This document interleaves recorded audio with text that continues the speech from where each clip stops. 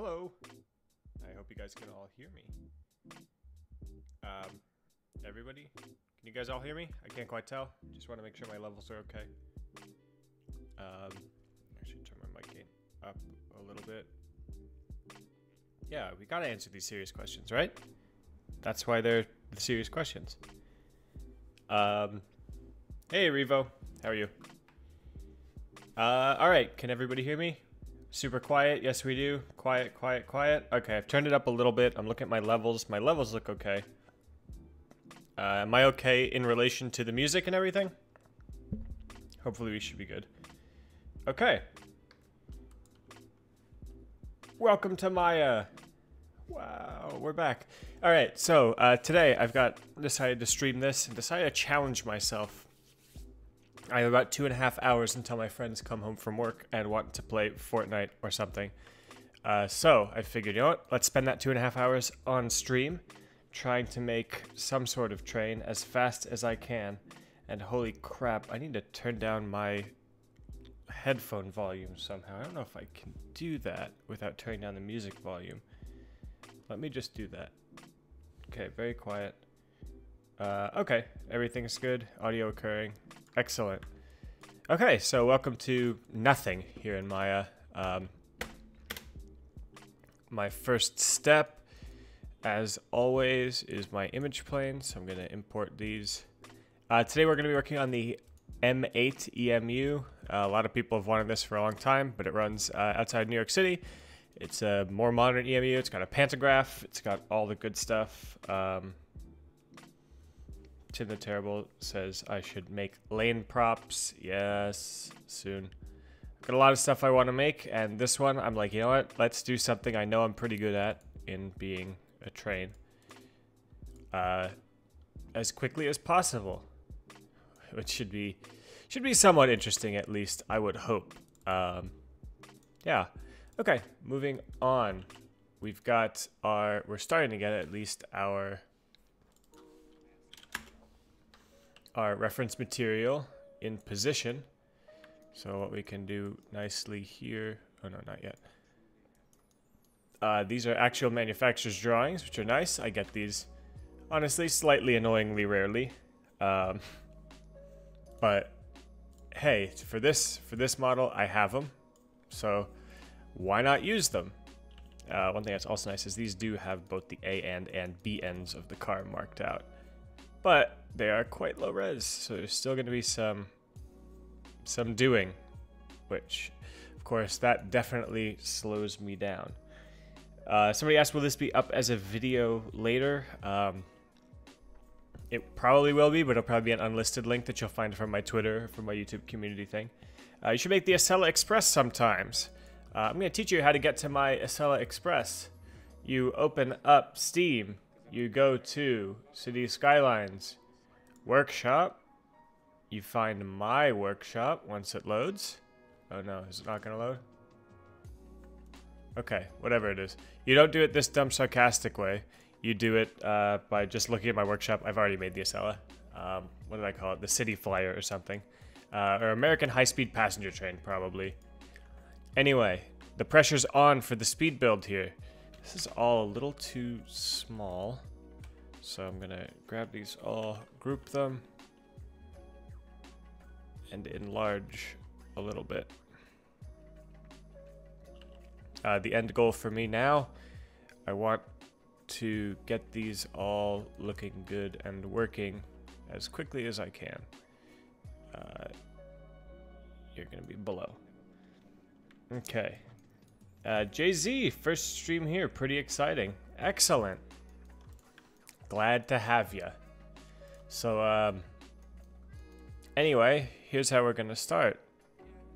We start with the body of the basic body shape, at least, of our train, which luckily in the case of a lot of American rolling stock is a big old rectangle or big cube. So one thing that's important here is to try and get your reference, if you're lucky enough to have it, as centered as possible. That'll just help you overall. And there we go. With that said, once I do that, that means now that this reference is now out of alignment real quick. So what I can do is I just need to tweak this to line up with one dimension at least. We're going to do the back here, and we can grab the front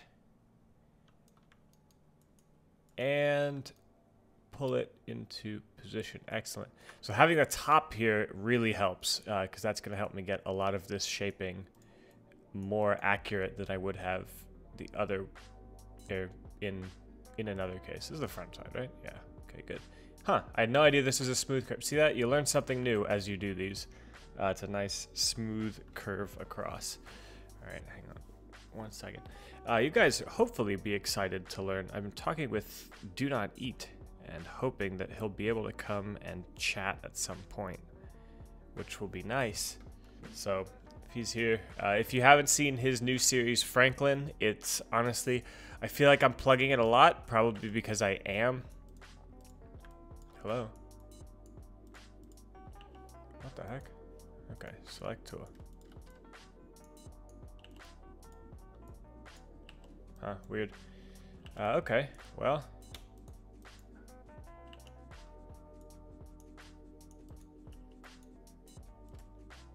Ah, crap, is it doing this thing again? Okay. I'll save this. New, don't save it again. Recent, M8. Hopefully that will fix it. Excellent. That looks like it's fixed it somehow. Every once in a while, I'm still using a 2015 version of Maya, just because in 2016, I feel dumb for saying this, but they changed the buttons around. And they did a little bit of they changed the GUI a little bit, and I haven't not wanted to use it, but when it first came out, I was not a big fan.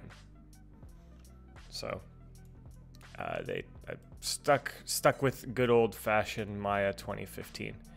Okay, looks like this front drawing is almost centered, but not quite.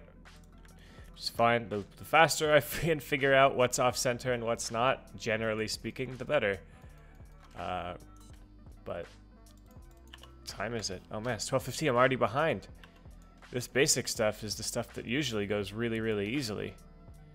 So I'm going to stretch that up. Obviously, we're going to stretch this up as well. So kind of starting to get the basic shape of this.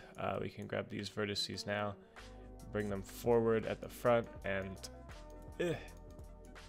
bring these guys backwards at the back. Okay, so it's looking like this is now slightly off.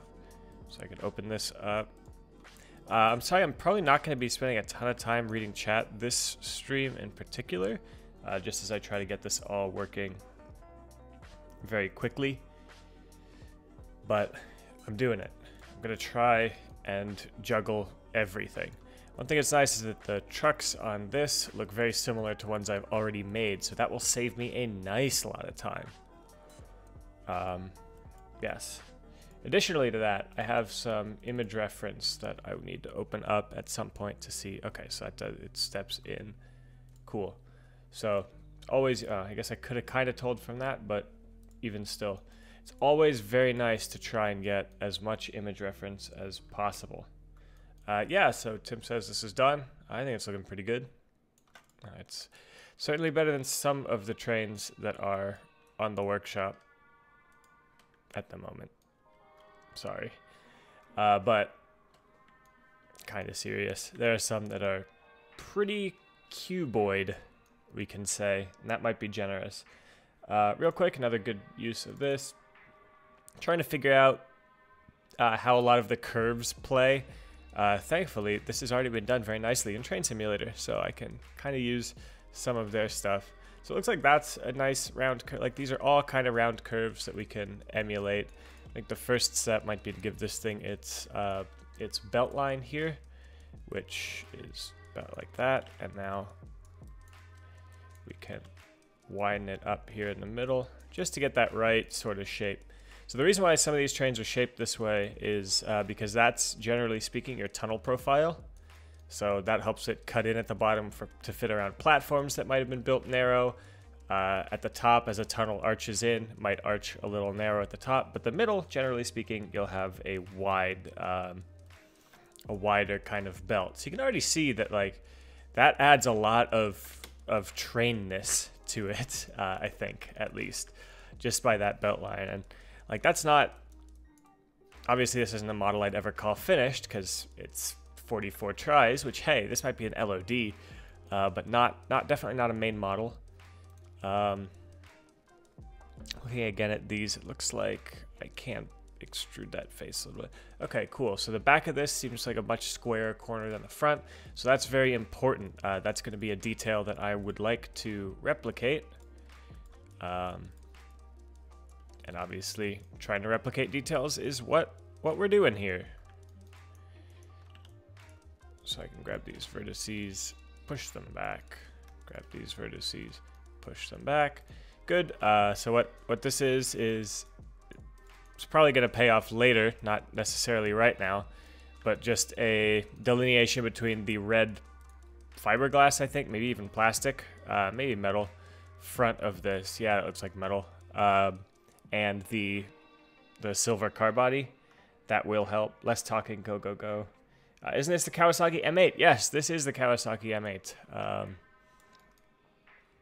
And you can see that these says Kawasaki somewhere on here, I think. Yeah, Kawasaki Heavy Industry. But yeah, it's been requested by me for me to do quite a lot, so I figured, hey, you know what? What's handy about this design, as opposed to others, is that it only needs one. Oh God, I'm forgetting words.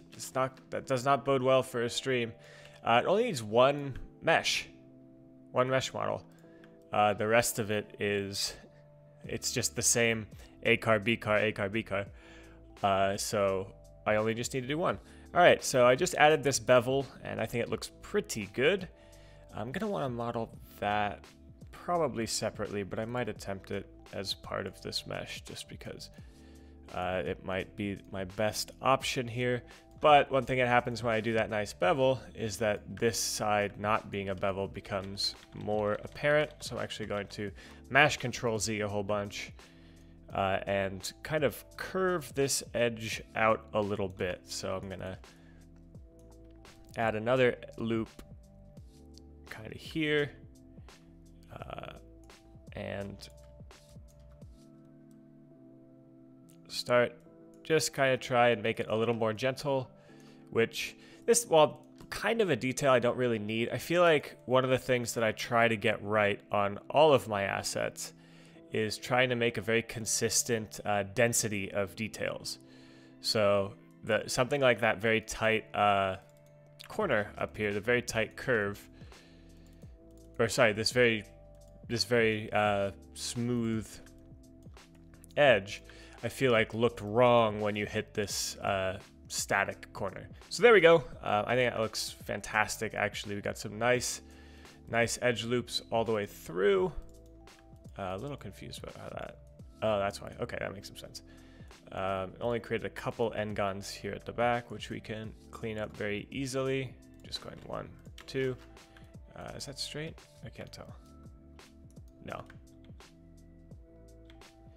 Yeah, so if I clean them up, gotta get this out of the way. So if you look very closely, you can see some of these end guns. So I just go multi-cut, and then no, I don't want that one. All right, so here's what we do. We select this camera. We're gonna pull it in and cut the front off of this to help. Back to my multi-cut tool, and now finally we're actually going to do it. We're going to snap to that vertex, snap to this. It says no, I can't snap to that vertex. So we're going to snap to that one, then that one, now this one. Perfect. So what that's done is that now means that we have all quads and a triangle right here. The back of this is very square, so I'm going to leave it like that because I think it looks nice. Does this train run anywhere else other than New York? No. It's, well, Connecticut, but that's it, actually. Just New York and Connecticut, which is why it's on my short list of things to do, because eventually, of course, we will be seeing this guy running in Gramercy once that gets started back up. I've got good news. I've been working on it off and on a little bit lately. I'm really excited about some of the stuff that's happening with, ooh, excuse me, with what I've been working on. I think you guys are all gonna really like it, so I'm super pumped to get everybody back into it. And then once again, as literally always, I'm gonna be like, oh, I hope I can get more consistent videos out of this, but we'll see. I've been trying very hard to do that sort of stuff lately. You know what? I want to undo that now also. But I've got a lot of interesting stuff, both announced and in the pipeline, and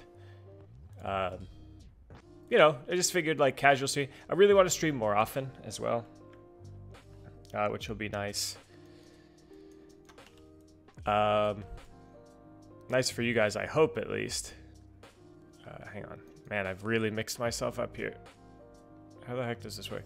So one thing, again, we're going to take a look at this. So, okay. So it keeps sloping down a little bit and doesn't actually go that far. Oh, I'm building a different part. This is one very annoying part of these, is that in real life the photos are like, it's painted black and the photos taken is black. So I might have to improvise this a little bit, but it's definitely a different piece than I'm actually building here, which is going to be a trick. So I just need to figure out what the heck is actually going on here.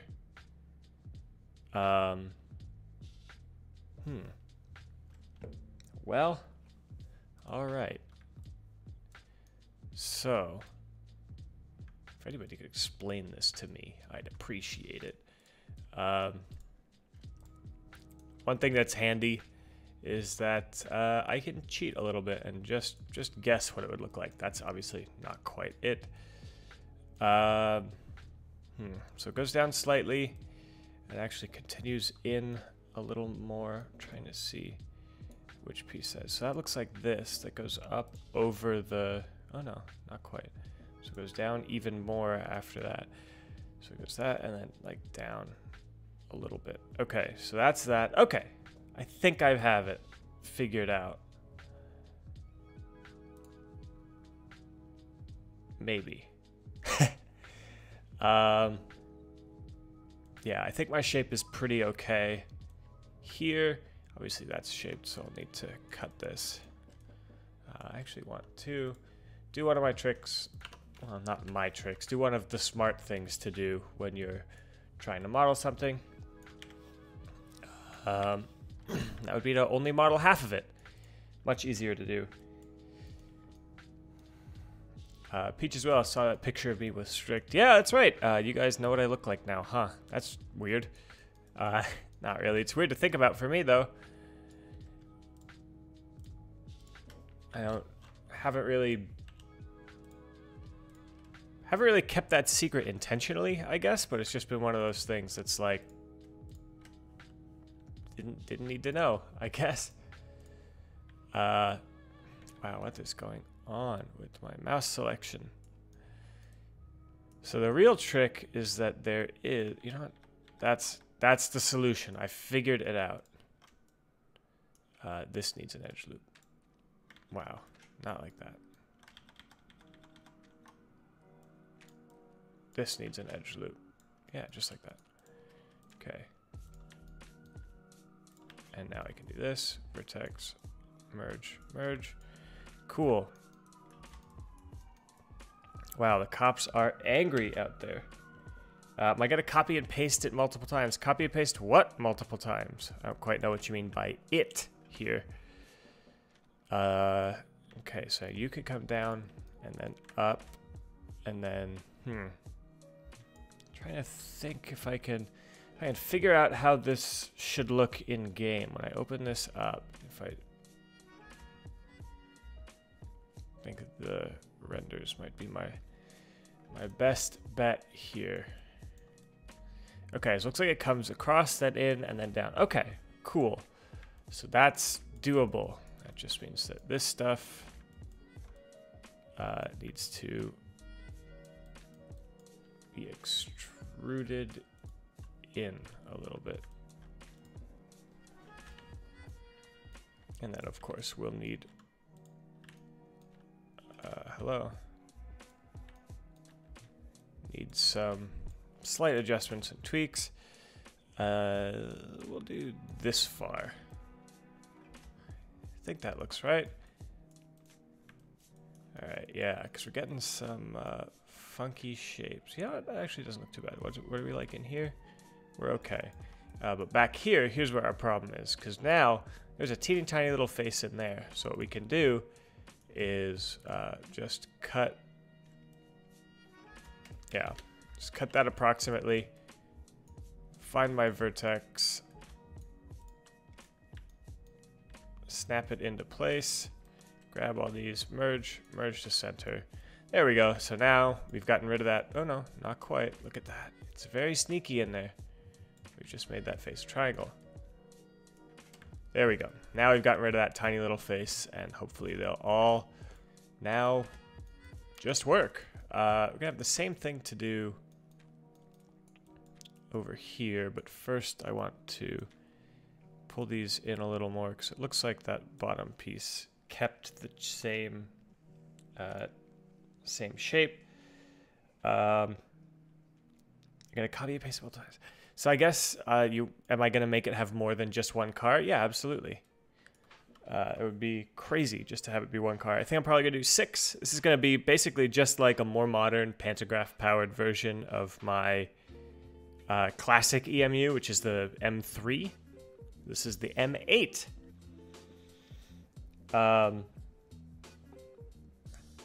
Any plans to make trains / metro / trams not from the USA, maybe European? People really want me to make European stuff. Honestly, and God, Tim will know all about this, I find it a little bit, the European prototypes at least, just a little boring, personally. But again, we'll see. Nothing's necessarily set in stone. But I don't know. I feel like there are a lot of creators, Revo included, that are a little bit better suited. Like, I've ridden on these ones specifically. I don't want to say countless times because that's probably not true. I could probably count them. But, like, I feel like there's... Whoops. Not to act like I'm very important, but there are a lot of prototypes that if I didn't make them, I don't really know who else would. Maybe Do Not Eat, maybe some other creators. But there's a lot of stuff that I want to see in my game that I don't know where else to look. So I end up doing it myself. So that's not bad for that front shape here. That'll give us a little bit interesting stuff to hide some details on. Americans are all boxes. Oh, Europe for the win. Well, I don't think so. I disagree. In fact, one of the things I like least, this is going to sound really stupid as I make this EMU, but this is for kind of a speed challenge for me. So even though I've wasted 1/5 of my time on like just the very most basic shape, I actually find there's a bug that just tried its best to fly into my mouth. Anyway, I find a lot of those European trains exceptionally boring. Again, ooh, you know what? That's a better idea. So I can do that, and now I'm gonna multi-cut you all the way up the front of this thing. And then we're gonna try and get it. Yes, excellent. So right here, this can stay, and then now you can move to where you're supposed to. Because we're going to use this edge here to help carve out the whatever we want to call it, the electric box. But in any case, probably not going to see much European stock from me. just because I think other people are better suited for it. Hey, approach medium. You're probably pretty familiar with these things, running in and out of New York. For those of you guys who don't know, approach medium is almost an honorary City Skylines YouTuber at this point, just with the amount that he comes and hangs out in these streams.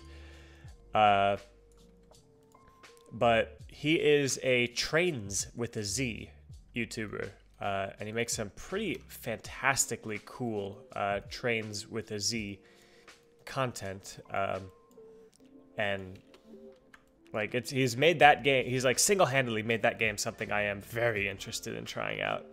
It's just that it's so expensive. Anyway, if you want rolling boxes, Britain's EMU is the Class 2 460. Yeah, for real.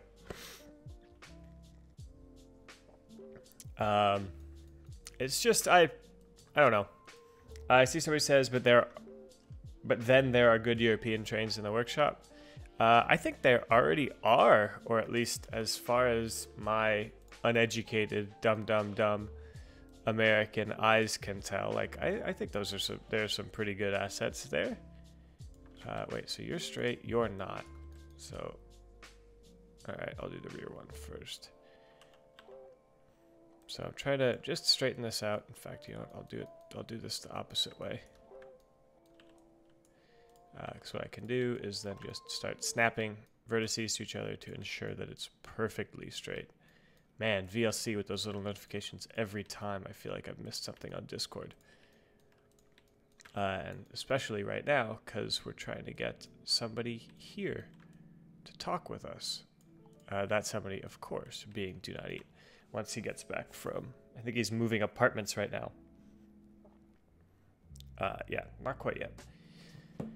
Hopefully he'll be here. But if not, we'll just have to talk with ourselves. Actually, you know what? Joe, if you're free to and want to talk, Joe's approach medium, I would be down if you'd like to join. I think that would be very cool. We can talk about the differences in our respective games and how much you want to play City Skylines, which I know is a thing. Don't try to hide it. Okay, so looking at this shape, we actually have something a little bit interesting going on here in the fact that it's these sloped pieces, I don't know if you can see them particularly well, is those slope pieces are false. So we can just delete that edge loop that we just spent so long making, because those very, very thin edges are gonna be applied later. Whoops, again, wrong spot. So if I line that up here, now I have the ability to just grab these pieces and pull them straight off of the roof and right up to this and right in and down and down. I love to still at work, an hour and change. Okay. Yeah, work sucks. Sorry about that. When you get home, yeah, hit me up. Let me know what's up. I figured it's a midday stream, so it's a little weird for people kind of all over the place, but it was convenient for me today, and I decided, why not? Partially because you guys help keep me motivated through these things. I've been doing a bunch of stuff just super slowly, constantly. So, whoops. Anyway, as we continue through this, we can see the roof box kind of taking shape. And if I look once again on my... Cool, so that's what I was hoping for. It's got a very, very slight curve, which we can very easily emulate, but the front and back seem very sharp. So watch this. What I want to do here is we're gonna go 10%, 10%, 10%, 10%, and then we're gonna do a really, we'll go the wide way. Just because you want to try and avoid slim triangles, because sometimes they can cause shading errors. So if I do this, and actually if I make sure that I actually hit that vertex, there we go. So what did that do? Almost nothing, at least right now. But I can now grab this edge and do that. It should help round it off pretty nicely if I soften the interpretation of these edges. There we go. Look at that. Nice and sharp. But furthermore, slash more importantly, slash whatever, what I can do now is I can grab these two. Ooh, what is that edge? Now that interests me a lot. Huh. So that's actually in line. Now we're talking. So I've got a few edge things that I can reconfigure to just make it a little cleaner. Because you want, ideally, as many long, either straight or smoothly flowing edges as possible. So you'll actually go to, ooh, no, that won't work.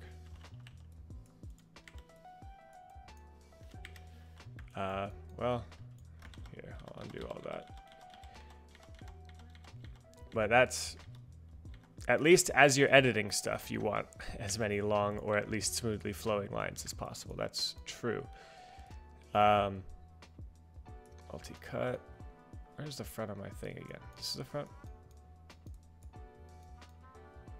I've got bugs flying all over my face right now. So I've had to have the windows open a lot, which is super nice, but it's just like, ugh, man. Bugs. Cool, so if I do that, there we go. We have a beautiful straight line. And I'd imagine that could possibly be how it's built in real life as well. Now what we can do is zoom right in, grab this corner, because he's not a straight line. And, you know what, I might leave that. That sounds I can't really. Because you don't want to have any n-gons. How can I live with tiny taskbar? 4K. 4K. Which is all that I can... All I can say about that is that I do live with a tiny taskbar in 4K. It's a little crazy tiny, even at my 27-inch screen. But, I mean, I like it. It means that I have so much room on my screen for... literally everything else. So that's how it is. All right, so whoops, this is gonna get a very awkward shape. Okay, so that's good now. Actually, one thing I do want to do is we're gonna try and get this shape like exactly right. That's actually fine. Because there's like a little step down here at the edge, and I feel like I can replicate that. So we'll just do that, and then just snap this all over, which is fine for now. Because up on here, I don't really, the topology doesn't bother me that much. Ooh, wow, I may have spoke too soon. Good, and whoops, and I kind of want up. There we go, and up. Looks really weird there, but hey, I think it'll work.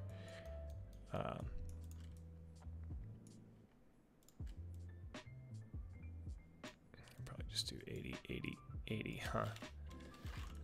And that will let me do the same thing. So I'm gonna go up to here, over to there, over to there, up to here, and up to there. I guess down in those cases. Once again, that screwed me up a little bit because I want this to remain a constant width.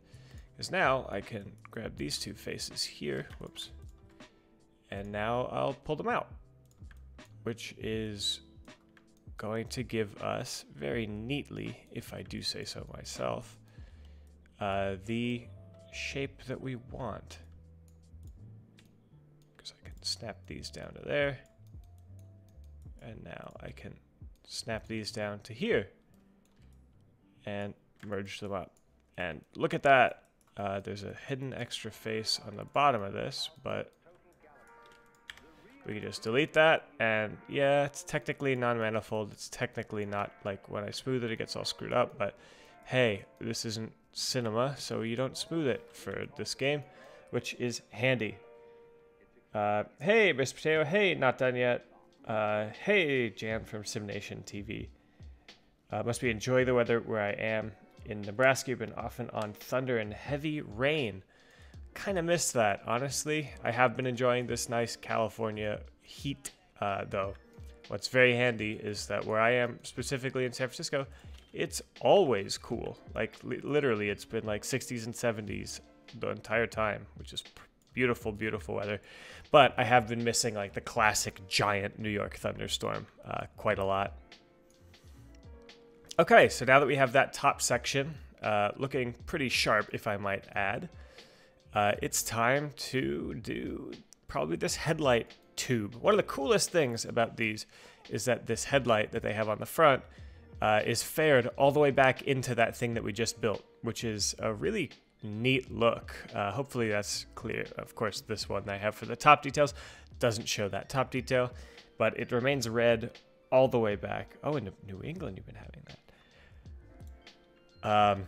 Which basically in cities it's going to be line colored, which is going to really, I think, actually look pretty darn cool. So looking at this, yeah, I think that's my best bet. I'm going to grab a cylinder, nice fresh one, a fresh shape, which we haven't seen in a little while. 0, 1, oops, 0, 1. Too used to doing wheels.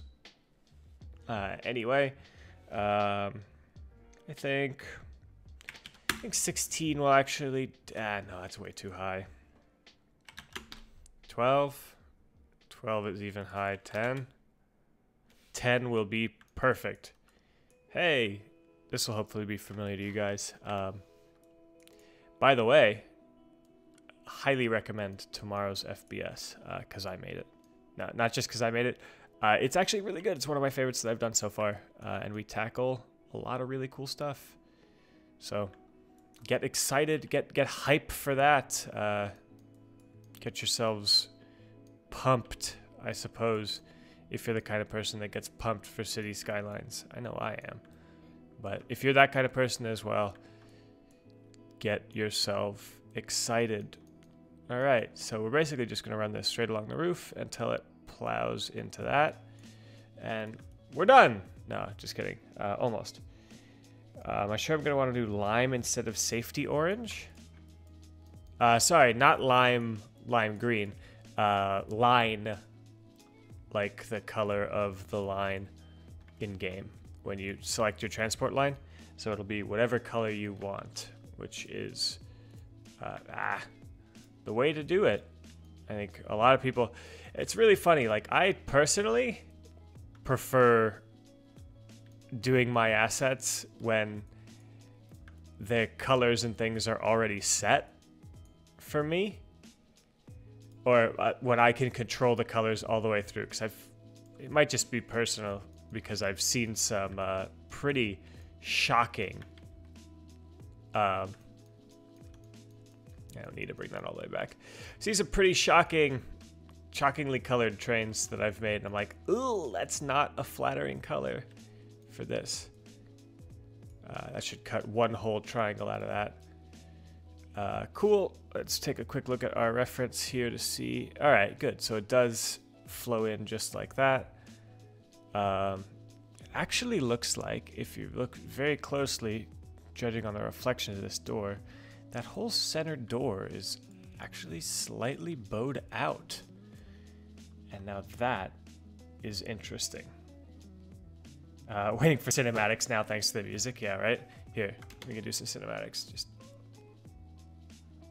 beautiful.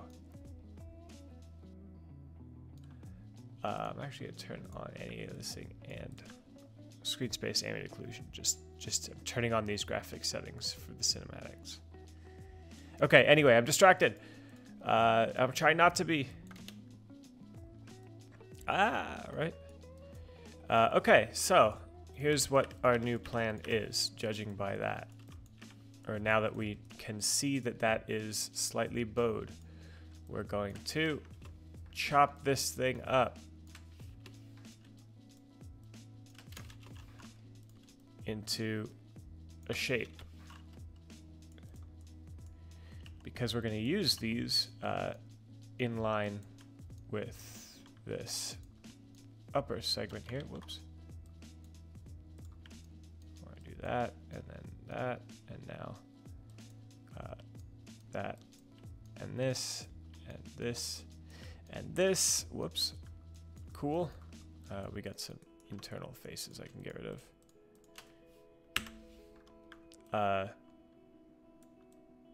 There we go. I think that looks right.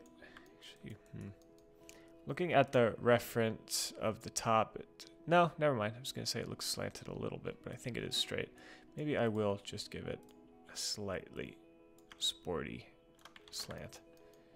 So I need to make sure I do that to both ends. Might be a little much. Okay, can I tell in there? Yeah, hey, look at that. I can tell, and it is very slanted. So I want to actually... So this is one thing that's nice. I'm just not used to having... that doesn't feel right to me. That does. Not used to having top reference, so I'm not even... I'm like, oh, it doesn't show it on the side. Oh, well. Wow, okay. So it is stretched that far, huh? I guess this comes forward too a little then. Yeah, I guess so. Cool.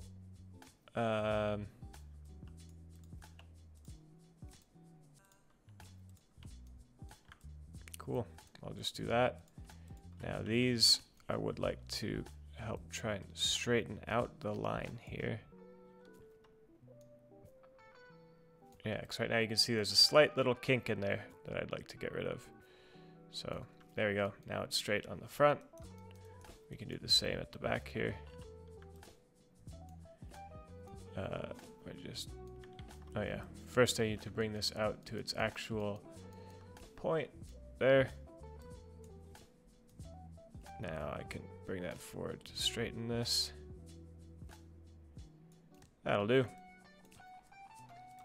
It's a little racier than the original, but hey, I'm okay with it. Almost looks slanted on the blueprint. This edge here? Yeah, it is, but that's this edge, this side piece that I've already done. I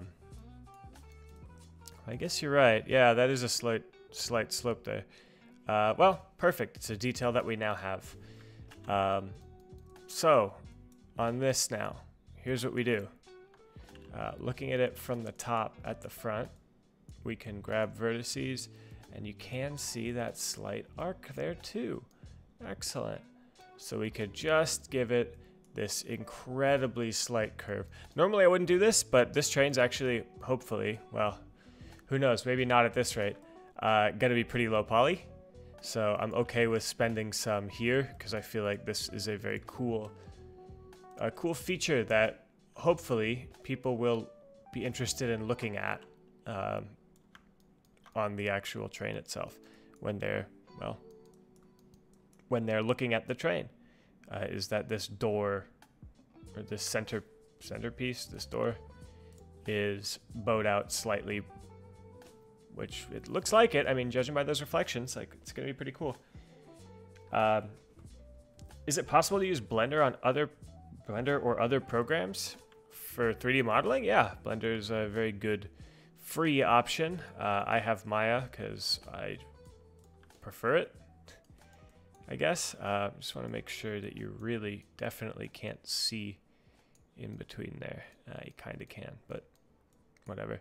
So that'll be covered up by, well, it'll be covered up by a thing here. Cool.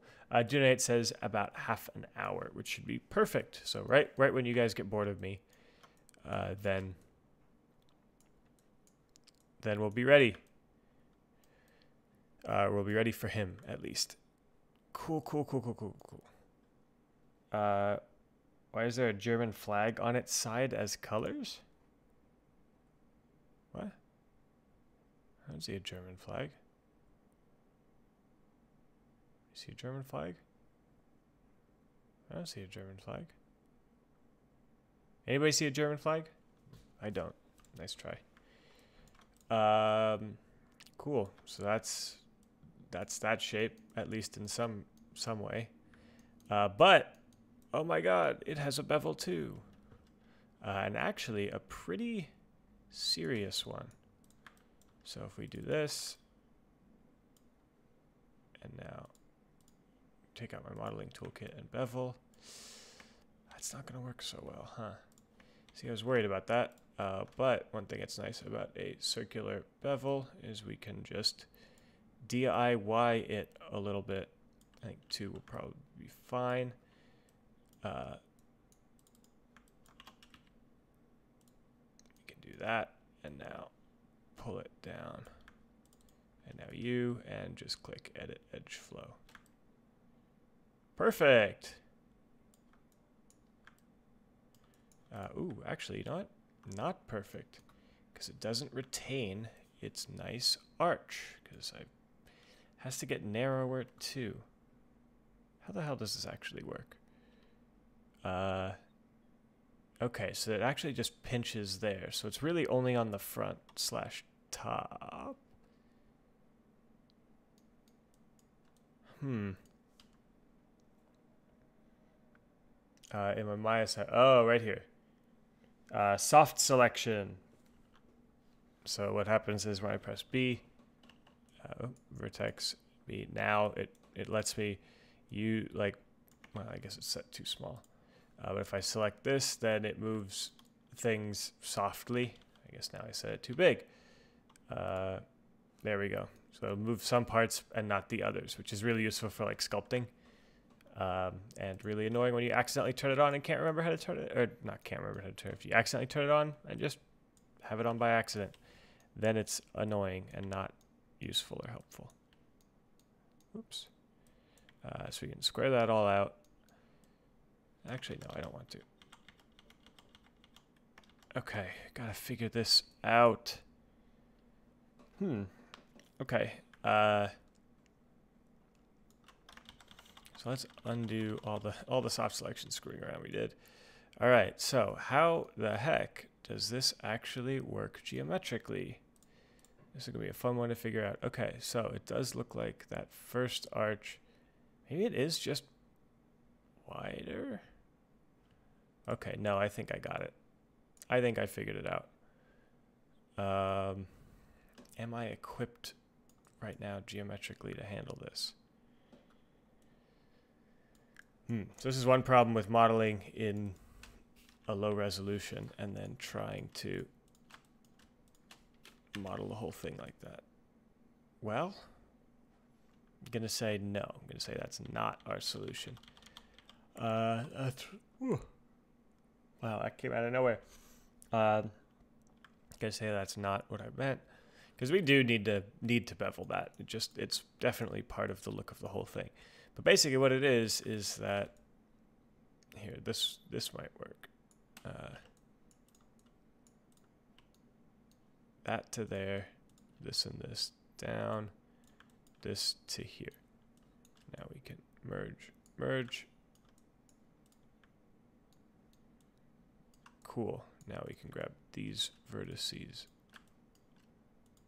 and pull them down just a little bit. Oh, actually, no, I want to scale them down just a little bit.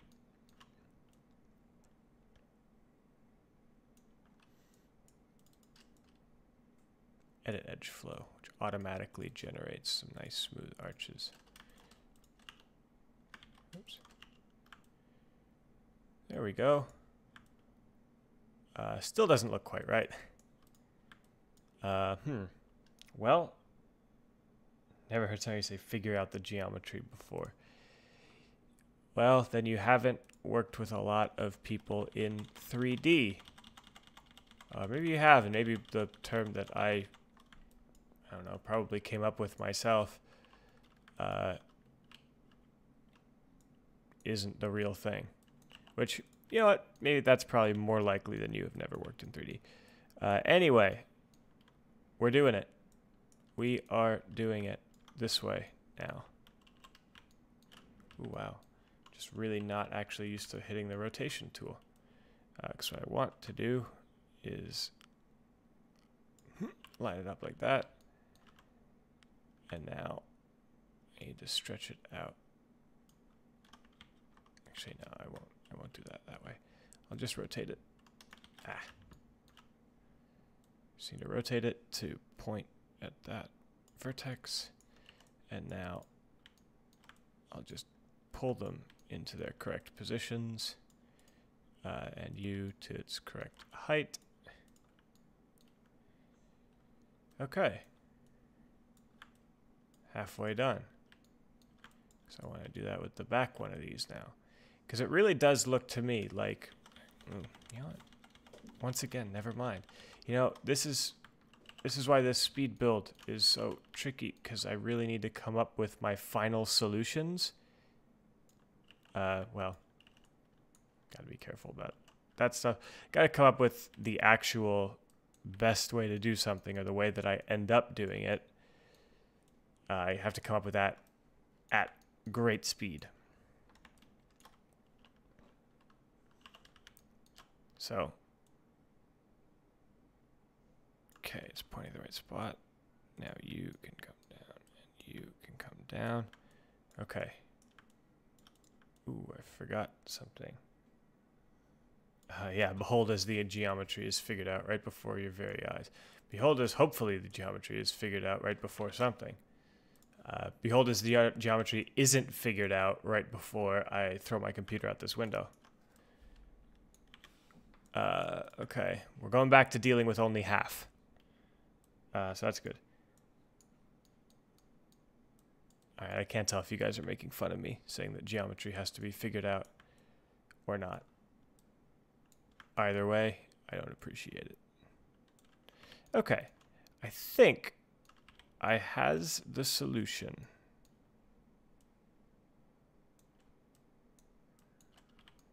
And the music stopped, didn't it? So this is just really awkward dead air for you guys, huh?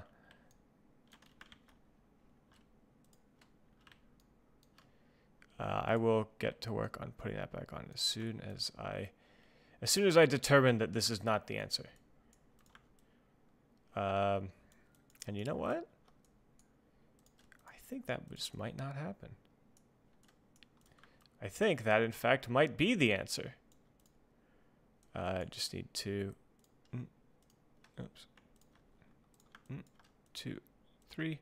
And now edit edge flow to get that actually shaped right. Yeah! Look at that! I think that is about right. It's a little awkward shading-wise, just because there aren't a lot of triangles, and because this is kind of stretched here at the edge, but that can actually be sorted like this with an edge flow. Ooh, no, that will not work. No. You? Ooh. Ooh, no. There we go. There we go. Front's too low now, though. But what if I pulled this piece up? Yeah! That doesn't look so bad. And then this internal piece here. Ooh, we have a vertex that's now very low in there.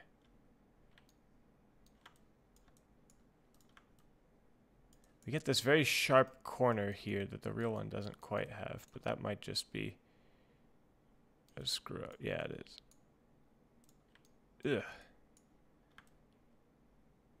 Oh no, that's... real one doesn't quite have that like this either. That'll be geometry with an E. Well, the real kind of does have that really sharp corner here. Man, this is just kind of two confusing shapes smacked into each other. I'm trying to think, would this be easier to, like, literally, I'm thinking this might be easier to start over on. Oh, man. Why did I say I'd speed build this? I thought this would be so easy. I had all the reference. I knew what I wanted. Edge loop, 1, face, delete, object. Good.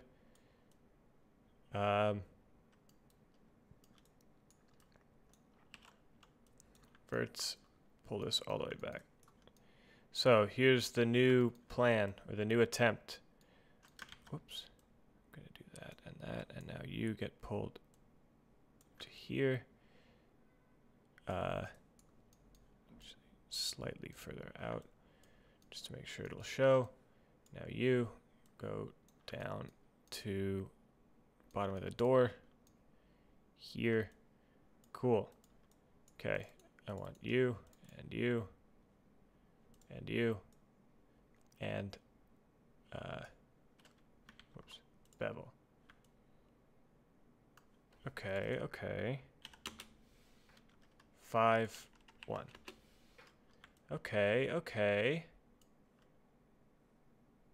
See, now we might be getting somewhere. And by 5, I definitely mean 3. Okay. I think this might be our best attempt so far. But wait, it's not the right scale. I know. I know. Give me a moment. Vertex. How do I want to do this? I think I just want to scale the whole thing down. In these two directions. And now scoot it on up. Okay. And now because this is, it's actually very small in this curved direction, we can do it like this.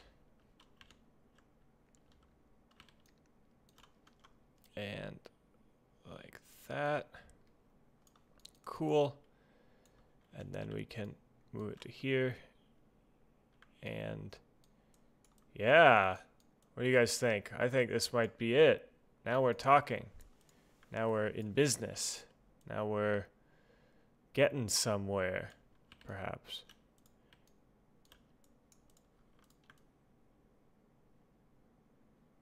Thoughts? Anybody have any thoughts? Anybody think this looks better or worse than the old one did? I think it looks slightly less like the real thing, which is not ideal, but I think we can change that with some manual labor.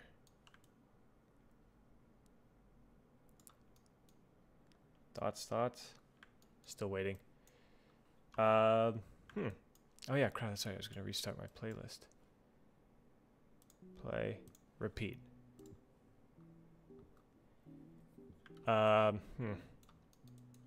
Which did you guys like? This one? This one did have that awful pinchy in the corner here. I don't know.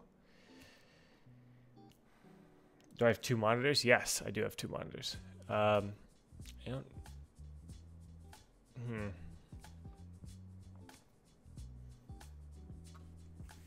quite know how to figure this one out. How to crack this nut.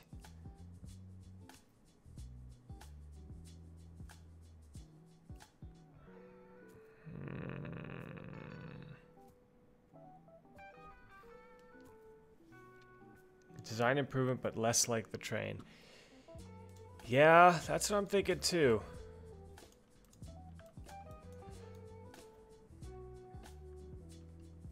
Let's put the other one back in. Oh, of course I did it like this. I'm gonna move that, and now. Yeah, there's something about this that the other one doesn't quite.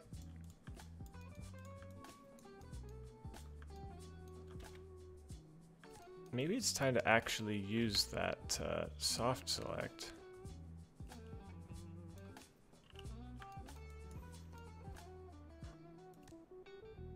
Because what I should do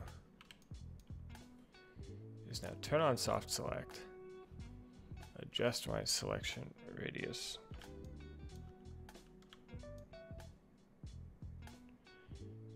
to just capture this upper stuff. Oops.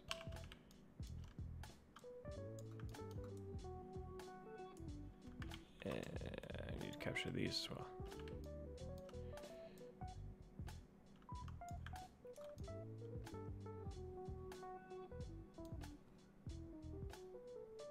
Looks off scale. Yeah, see, that's the thing. I think this might be a little better somehow.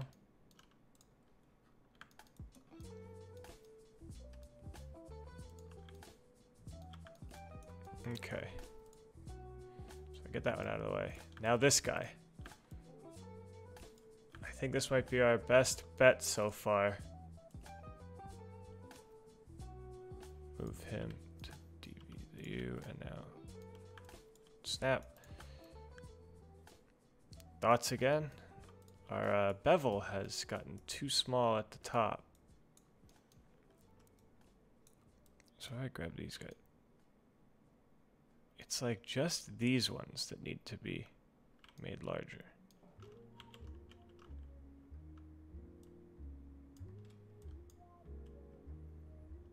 Right? It's very confusing.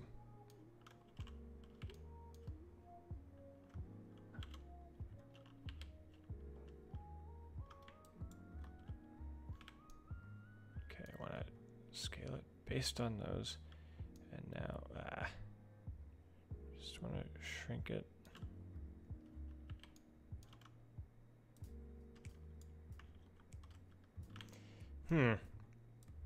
At least there's music again. There we go. I think I got it.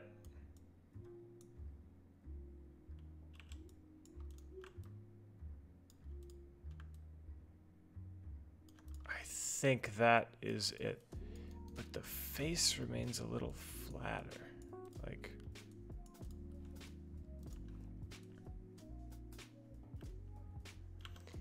turn this off. Because like this stuff has to be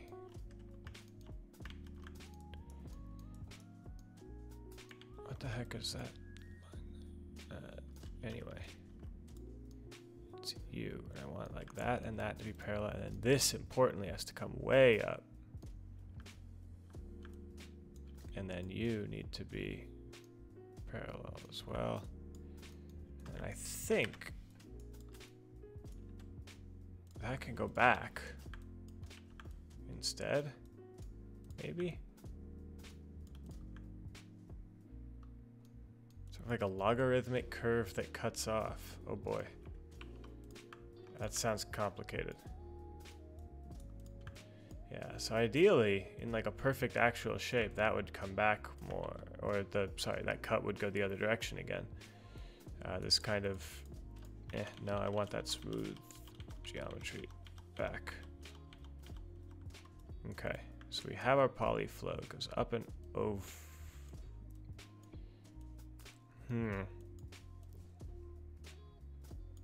See, the problem is it's such a weird front thing, because that, yeah, maybe it's just because my sides don't line up. Flat crescent in the red blue pane. This one. The taper is going towards the back. I don't quite get what you mean. Anyway, I think I'm slowly getting it. And then I'm really going to have to rush through literally the rest of this entire thing, or the speed build is just going to have to not have happened. So curiously, real quick, I'm actually just going to... I built all of this stuff slightly too far to the front because I wasn't really paying attention to the fact that the door does that cool thing. There we go. Now there's more room for the door to do that cool thing.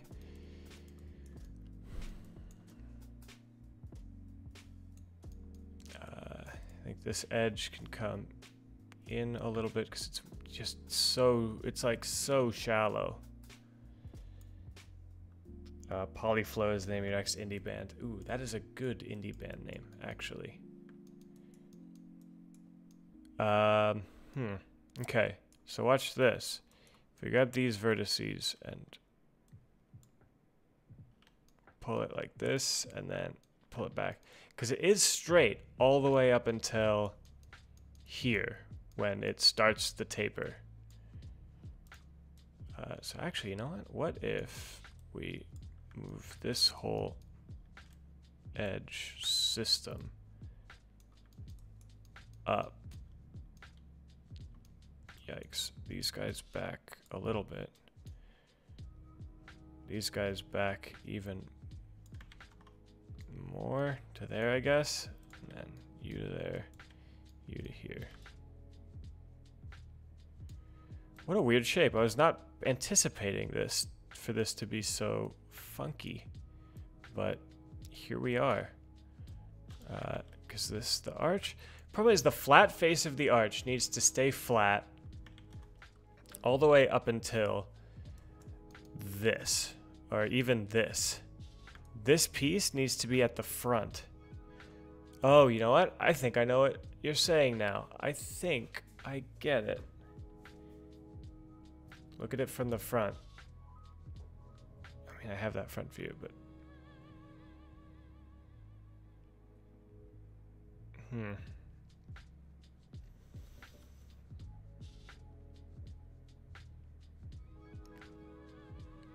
So it gets tighter in the middle, you think? Because this should show me everything, but this says that the headlight needs to be... Oh no, look at that. It's because my reference is slightly off from each other, which it shouldn't be. Yeah, let's get the track. No, hang on. Yeah, it does need to come up. So let's get the track bed right on 0, right? Yeah. Okay, so that should help some in terms of lining up stuff. Because now the top of that is still this one. This is so confusing.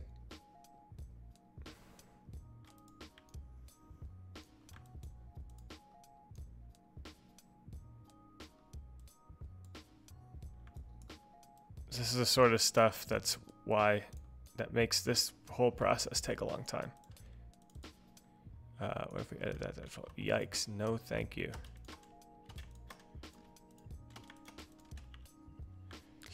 I'm gonna go with a no on that one too. And a no on that, and a no on that. That's okay, that's okay, that's okay, that's not okay. I'm not thrilled to get the blueprint on WhatsApp because the pixels. No, I got the blueprint through Discord. I don't want to delete this because I feel like this is a good effort, but I think that this guy, the old guy, is going to give us our best results still. Right? I think just everything except this top profile. Move the vertices from the bottom leftmost box to parallel. Yeah. Okay. I see what you mean.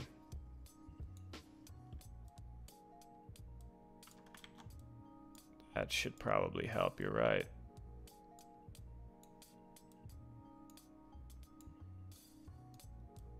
Wait.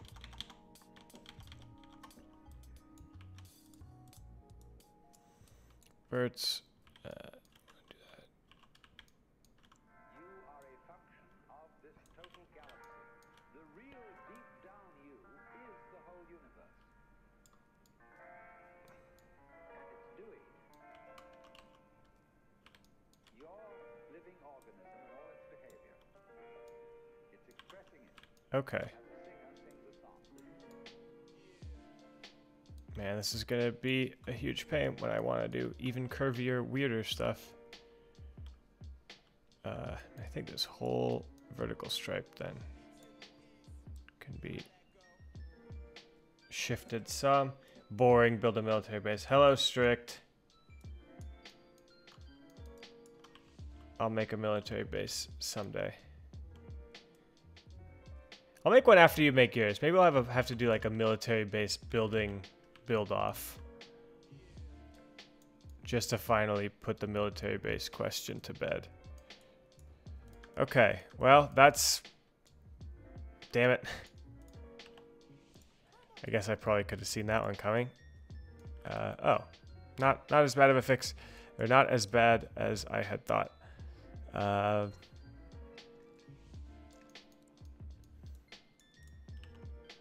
Okay, so we have that nice taper on the top. I think... just doesn't look quite right along the side here.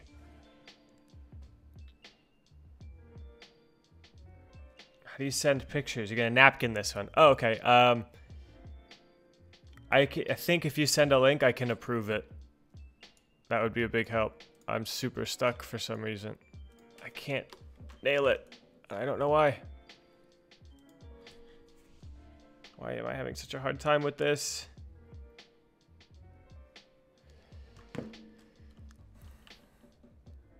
It's usually a lot easier.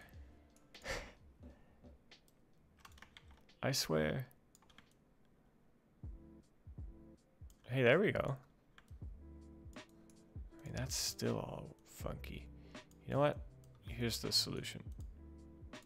As always, the solution is more triangles.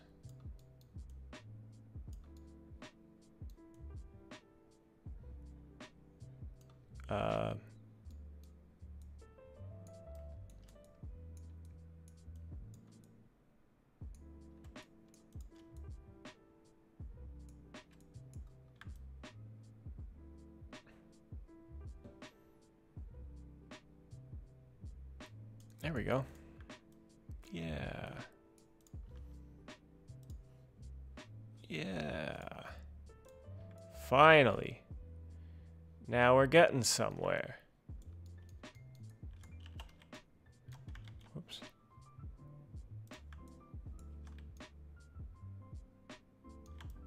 Hello. Can you line up? Can you not? Like, fundamentally, that can't line up with that for some reason. That's fine, because actually, I like the idea of that being back there.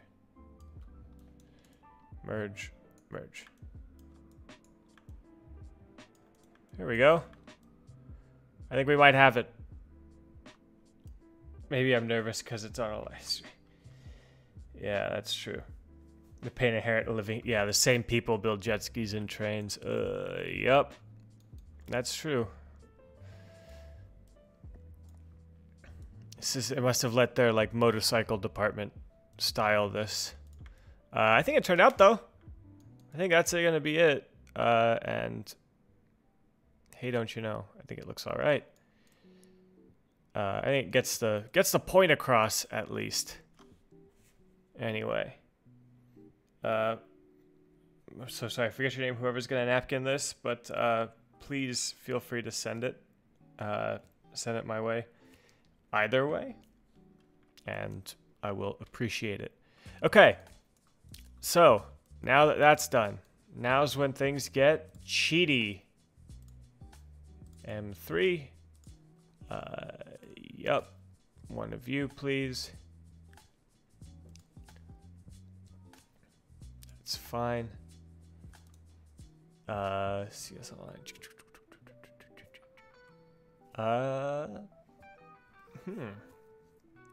What else do I need? That's right, I need my SC44. And we can just do that. Good, good, good, good, good. Take my time with the crutch. Yeah, I was gonna try to do this in 2 hours though, and like 2 hours later I've done like nothing. Wow. Huh, I'm building this bigger than I usually build my things. Did I really build the charger that small? Damn. That's the LED. Anyway, what else? I need a pantograph of some sort. What's my most recent thing with a pantograph? Because that'll probably have the nicest. This is a very complicated pantograph setup up here. Pantograph, pantograph, pantograph. I guess. I don't know. I guess the Acela has some. Yeah, let's do it for that. I don't want the export. I want power car. Okay, so train parts aplenty. I want to do lighting, two-sided, please. All right. So I've got a little bit of cleaning up to do as I like raid my library of other models for stuff. So let's move all these out of the way. Let's grab power car stuff, and you can come back. So here's the Acela model. The pantograph on it. Holy crap, pantographs can go really tall.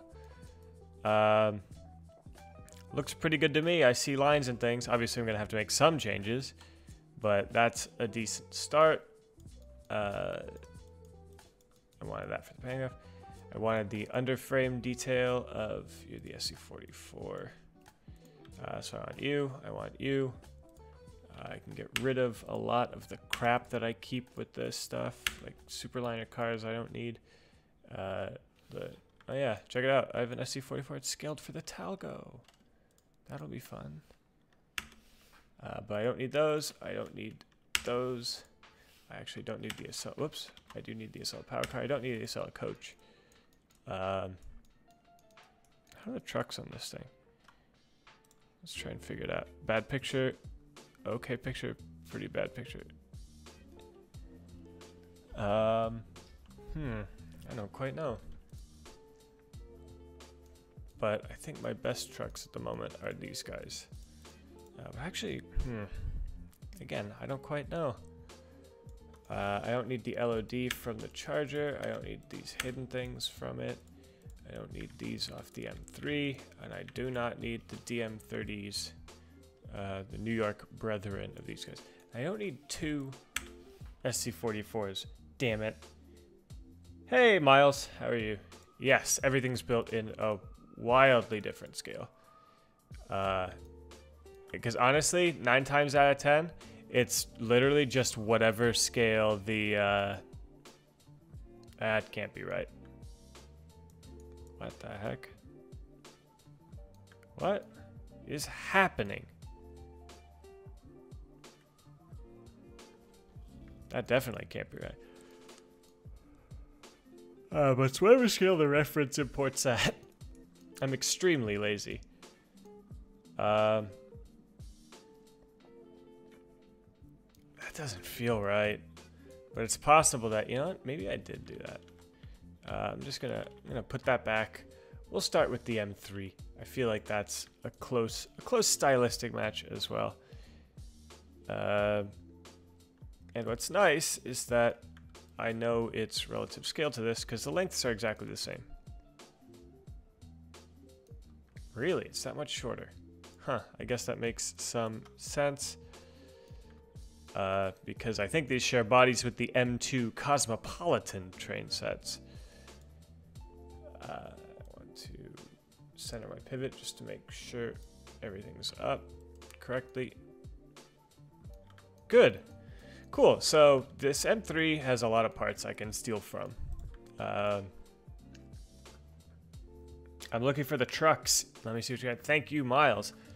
Kawasaki's. Grease to the Edge of Hell, brought to you by Kawasaki. For real, that is exactly where we're at.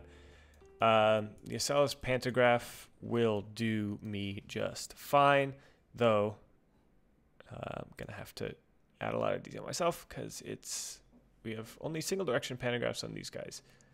So we'll have to try that one out. Just looking around. Got to figure out what's up.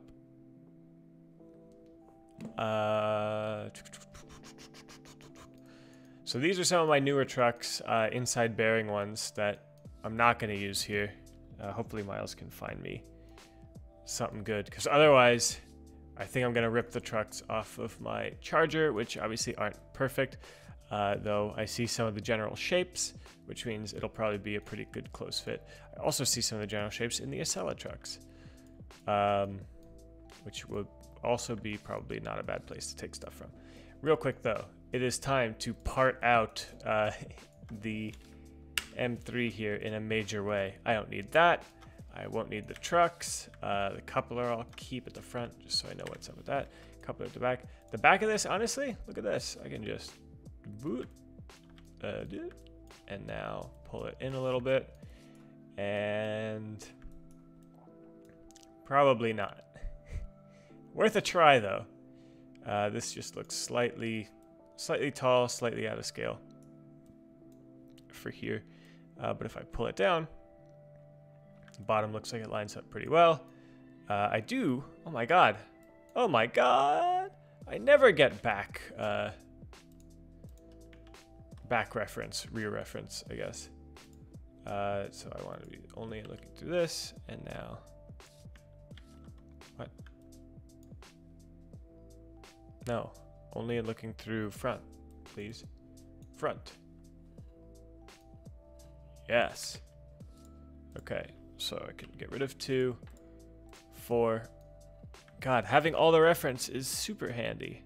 So I can line this on up, and now I know exactly how wide this thing should be because it should hold this up. Cool. Awesome. That's actually a big help. And you know what I can do as well? I don't need this internal piece here. I can just do that. Now I can pull some verts out just to fill the gap. Excellent. So that will be my back door here. My other name is Mr. I. Posted on Imager Facade. Okay, let me try this out. Imager.com/FSA BYDF. Uh-oh. Didn't quite work, I don't think. Dotted line is supposed to be a mirror. I tried imager.com/that, but I don't think it worked. If you have Twitter, you can DM me. I didn't see it. FSA capital D capital FS.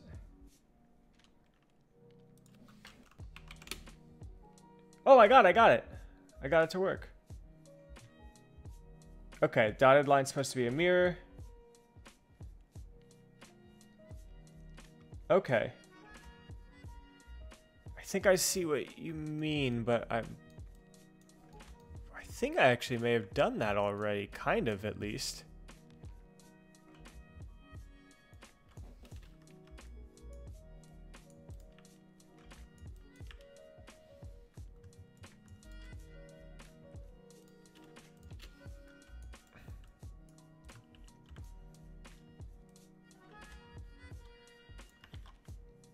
Oh, it's because you do that at the bottom, huh?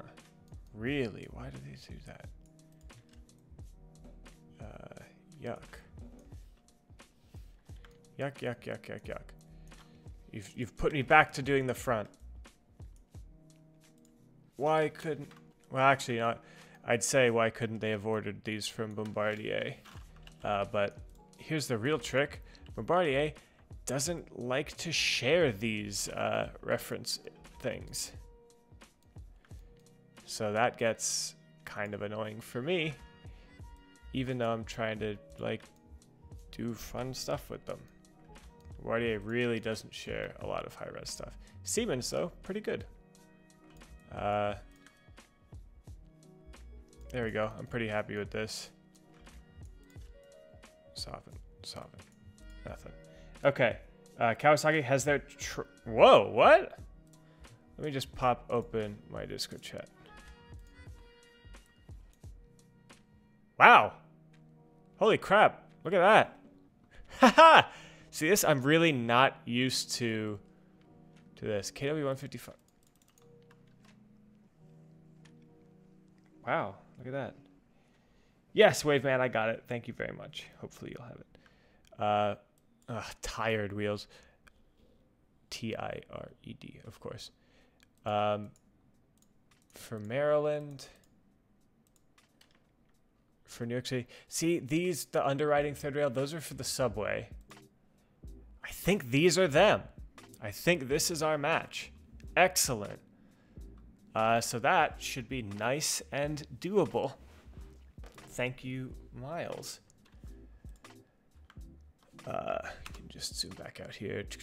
Anything they have here. How crazy that they just have a web page set up with like some nice renders too. For trucks. Rapid Transit? Trying to figure out what the heck they'd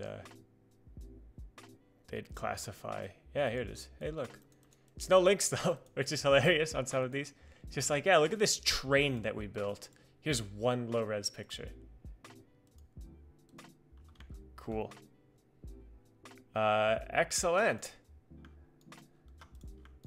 That will help a lot. Okay, front stuff. I do not need the M3's headlight. I do want the good old coupler cube. I'm moving away from these soon. You guys will be happy to know. Wow. Oops, I left an extra polygon on that one. That's unforgivable. Okay, how do we look in the plow department on some of these? It's this tiny little thing. That's hilarious. Nice. So for that, I guess I can just get rid of this mostly. And maybe I'll just keep it. Yeah, it's just this teeny tiny little thing. Wow. And it attaches to a frame behind it. Okay. So I want to keep it like that. Good. So we can now get rid of our back reference for now. So yes, I've already gotten distracted. Oh, it's the perfect width too. It's this teeny tiny little plow like this. Edge, edge, bridge, bridge. Just curious. So I screwed it on. Yeah, I did. Okay. Nice little plow. Hey, Mallard Duck Aviation. Don't worry that you can't spell. That's been that's not common. That's been a recurring thing over my entire YouTube career, I guess you could call it, that nobody can spell my name. We'll see. Strict talking himself into a rebrand has been tempting for me, because I'm like, man, that would probably help quite a lot with this, with recognition. But luckily, one thing that's really nice about my username stuff, I can get it everywhere. So if you ever find, like, you're like, ooh, what's this old Flickr account called Besquikehlhausen? That'll be me too. That'll pretty much always be me, for better or for worse. So go enjoy my crap from middle school. Anyway, so I think that's probably our best bet for down here. It's a little funky with this like big open thing. This is Maya. Thank you, Kinza, for helping out. So Autodesk Maya, and it's very expensive. But luckily, I don't necessarily pay for it because it's free for students. So if you guys have a .edu email address at all for college, highly recommend checking out Autodesk's suite of products, especially if you want to consider becoming a professional 3D modeler or anything like that.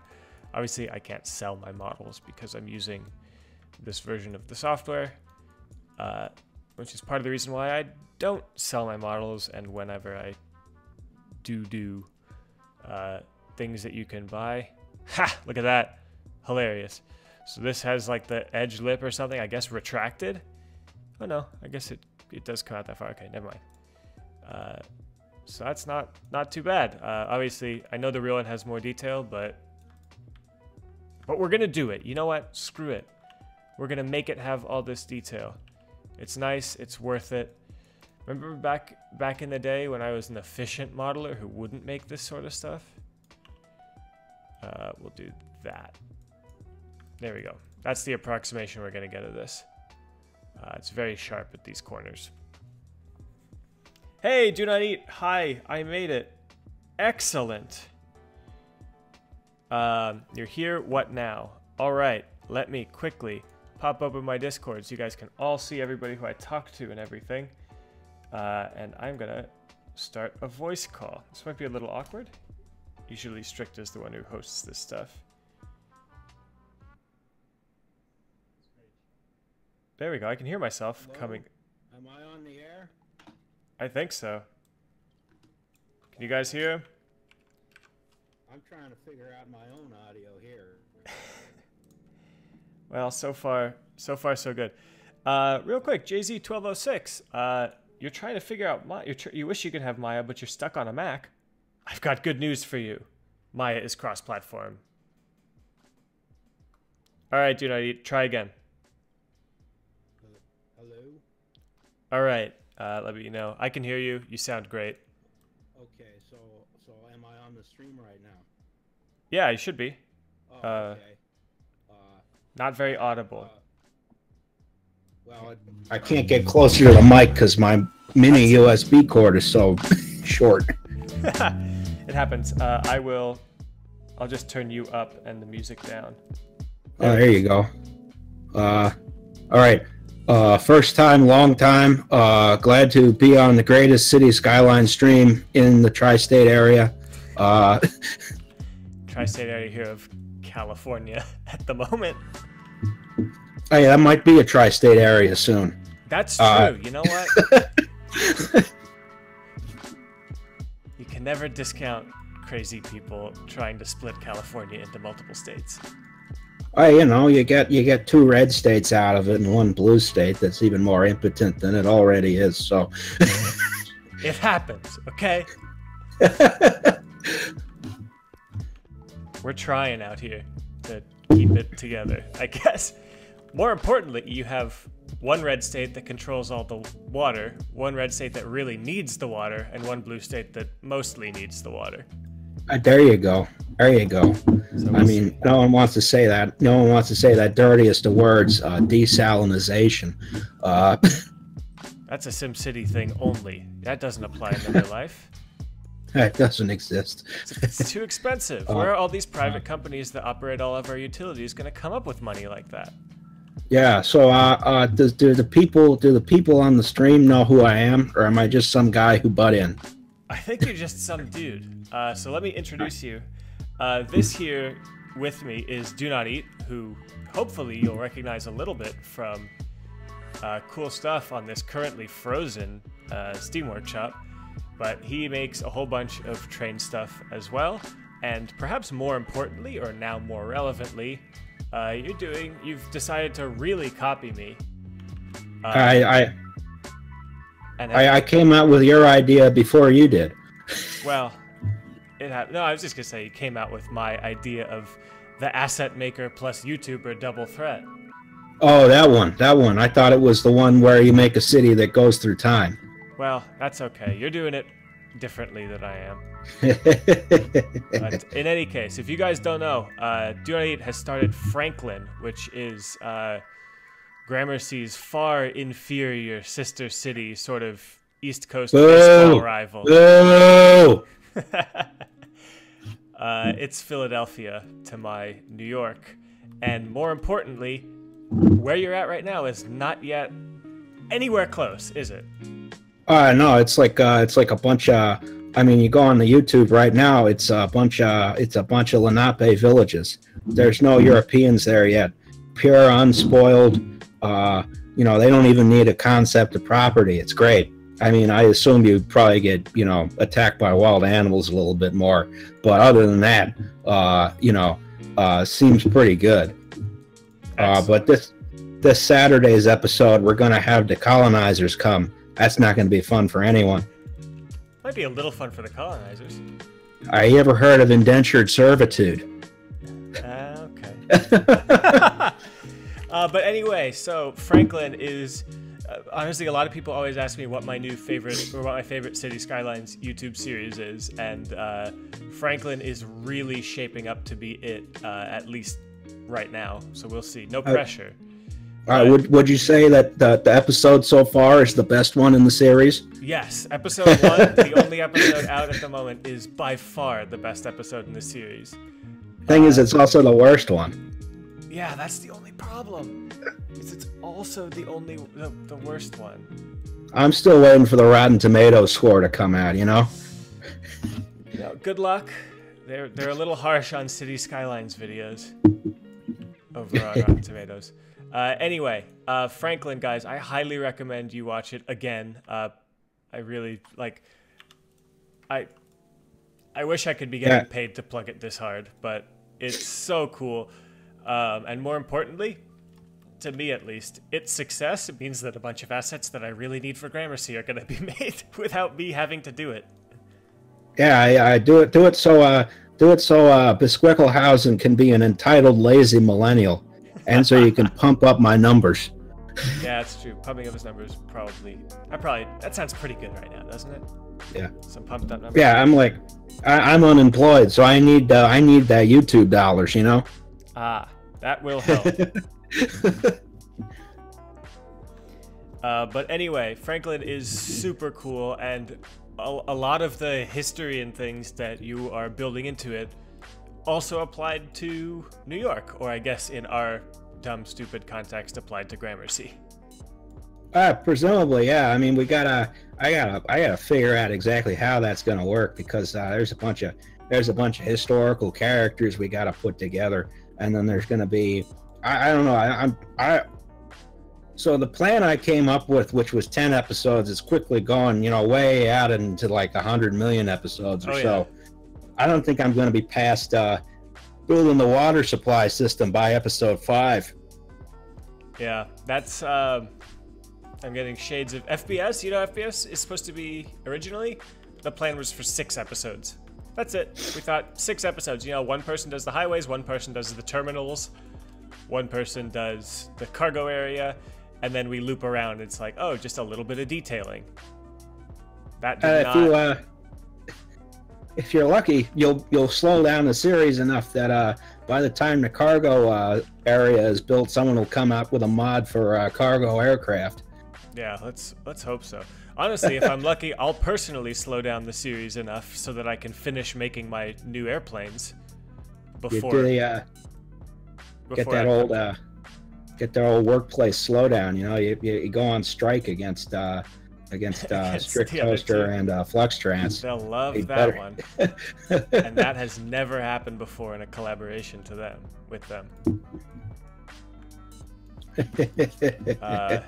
Anyway. Right now I'm just doing some super exciting stuff by plotting out to carve out the doors. It's usually a detail that I won't say that I usually miss. I usually don't include, just because it's kind of unnecessary tries, I guess, but some of these trains are just so plain.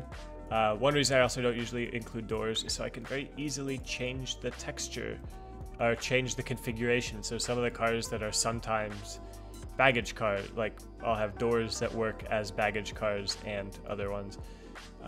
Whatever. I kind of lost my train of thought because the more I thought about it, the more it turns out that I've started doing doors on most of my trains now. So, oh well. But as you can see, that does a really good job breaking up the outside of this thing. Yeah, it's irritating is when you gotta you cut the holes in for the doors, and you gotta do the bevel in the corner, because these designers are all like, we gotta make rounded edges, we can't make square edges, and it's just annoying because it adds all these triangles and the geometry looks weird, and you get shading issues. It's not great. Yeah. Actually, I was going and you weren't here before, but I'm trying to figure out how the hell do you do this nicer? Like, I'm trying to figure this out, and my mesh is not very pretty up here, but this front shape, which is like beveled in this most ridiculous way. I know that's not the smart way to do it, but I don't know. Am I in real time with you? I can't see what you're pointing at. Oh, you're slightly behind me, aren't you? It happens. Oh, there you go. I see what you're. I'm picking up what you're putting down. Yeah, that's tricky. This train pack will help a lot, by the way. My official recommendation would be to wing it. Okay, yeah, then I think I'm done. Yeah, that looks fine to me. And then, of course, one thing that's really nice about this is that Maya will have it looking completely different. When I import it into cities, it will completely reconfigure what it thinks are the right things to display, or the right smoothnesses. This is a Kawasaki product, right? Yep. Yeah, so it probably doesn't matter that much how the edges look, because they just got some clowns in South Philly banging on sheet metal, putting them together. These are made in Lincoln, Nebraska now, I believe. This is in the Lincoln plant? Now, at least. Some of them have.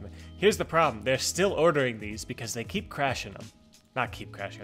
They've lost like 6. But they're really successful, and the last ones that they bought would be the M2s in the 60s. So those are rapidly reaching the ends of life. What they should do is just renovate the ACMUs. Fuck it. Those are. Can I swear on this stream? Probably. I guess now, sure. I guess. we've determined that one a little late. Anyway, pantographs. I hate having to do pantographs. I think I might make a new one from scratch for this, just because it looks like it's a very different design than the Acela one that I completely stole. Or no, God, this was originally for the ACS 64, and then I've used it again in the ALP 44, whatever, I don't know, and the Acela. I think you could probably get away with copying it. I'd copy it every time because I'm lazy. Well, you know, the only thing is if it's a diamond-shaped one or is it the modern-shaped one. Other than that, I don't care. I assume that there's just like one kind of pantograph, and they like just keep ordering them. Yeah, they get them off eBay or something. Yeah. Honestly, I feel like. Did you actually know that everyone? So I believe it was the MTA. They actually have to order parts off eBay sometimes because they don't make them anymore, and they've scrapped some of the cars. Yeah. So they're stuck, and they're like, "Oh crap, we've got to go and order train parts for the subway here off of eBay, so that they can like keep the trains running." I'm surprised it's on eBay. You know, I figure that's a specialty product. They might have to order it off of Etsy.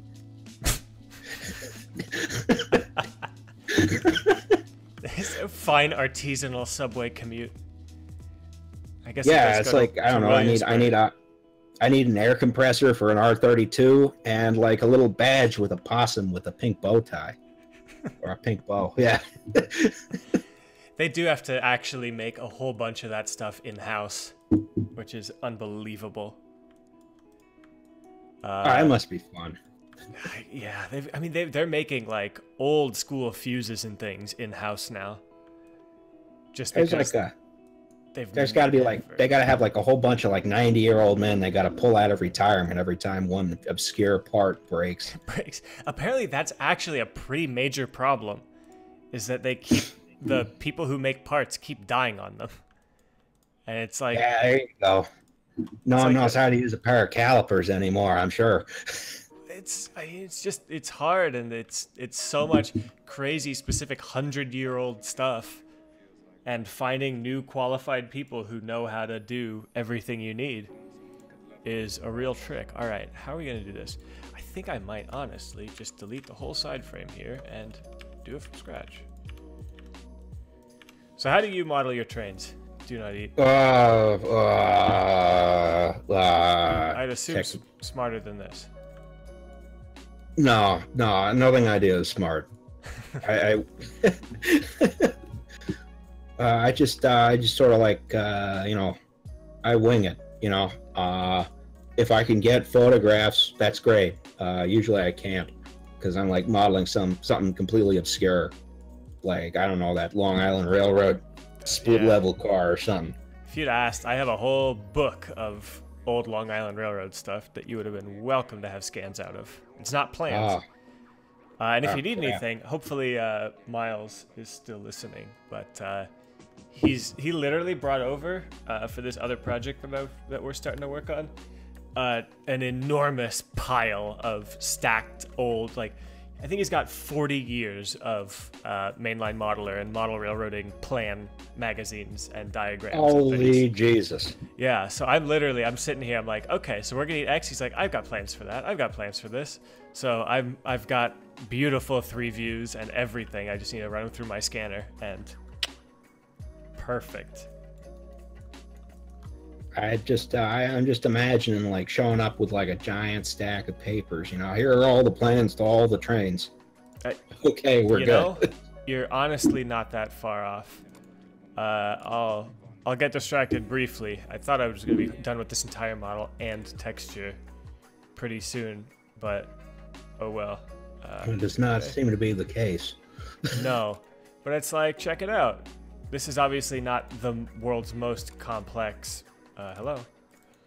model, but I've got 3 views, including frame diagrams, including trucks and everything for this 40-foot steel flat, which of course can also become a tank, which can also become this gondola that they have on top of it. And he just like walks over at these. I just ran it through the scanner.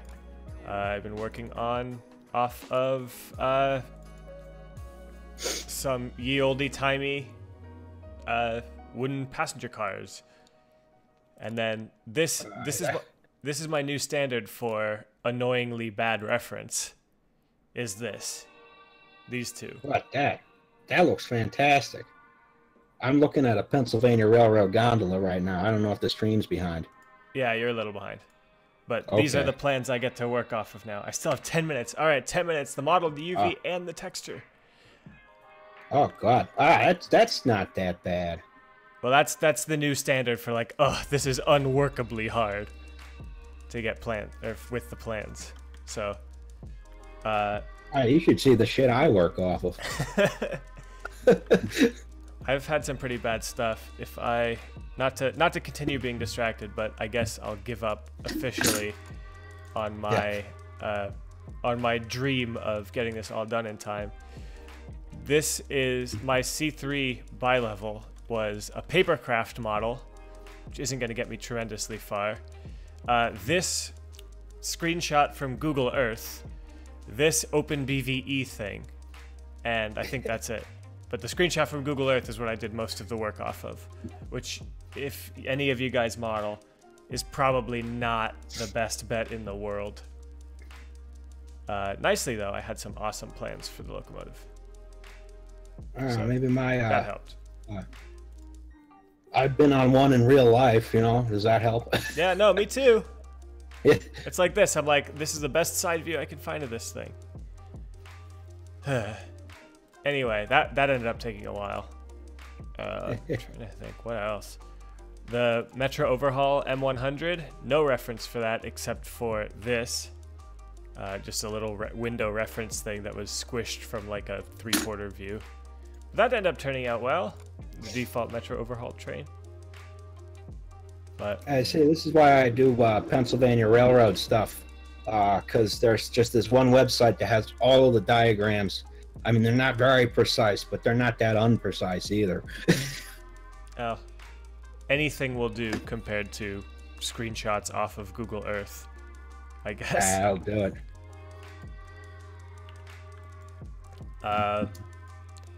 But yeah, so when are we going to get to see the mighty railroad in Franklin? Oh boy. Never, huh? Hopefully not that far off, actually. Oh, really? You gonna Depends really... on. I mean, like, okay, so we're basing it off Philadelphia. The Baldwin Locomotive Works happened there, right? We'll see some really early railroad stuff. You know, Nice. if you look at we're talking like the real early stuff that like people didn't even know how railroads worked back then. We're talking about trains in the middle of the street, not like, you know, trains in the middle of the street now where it's like a special thing, but like there's trains on every street. I mean, look, it just makes sense, right?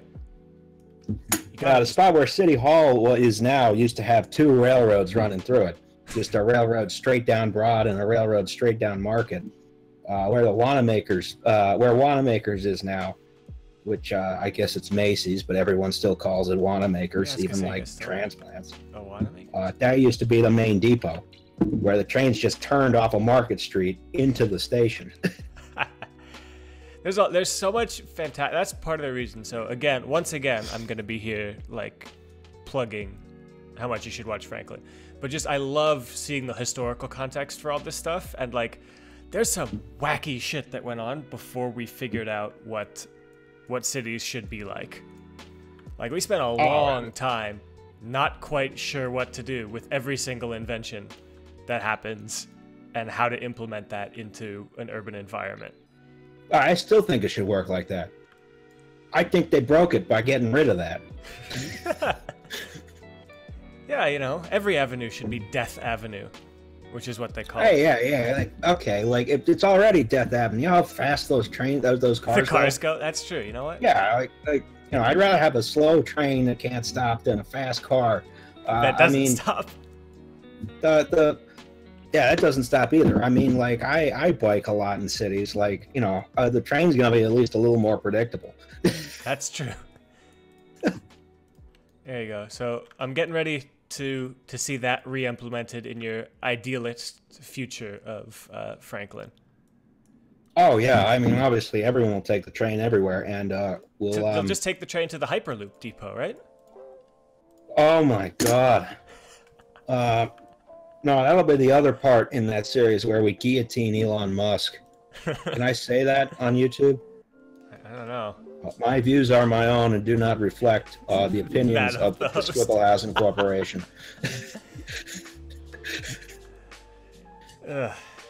Please don't demonetize me, even though I'm not monetized You'll yet. demonetize my channel because of this.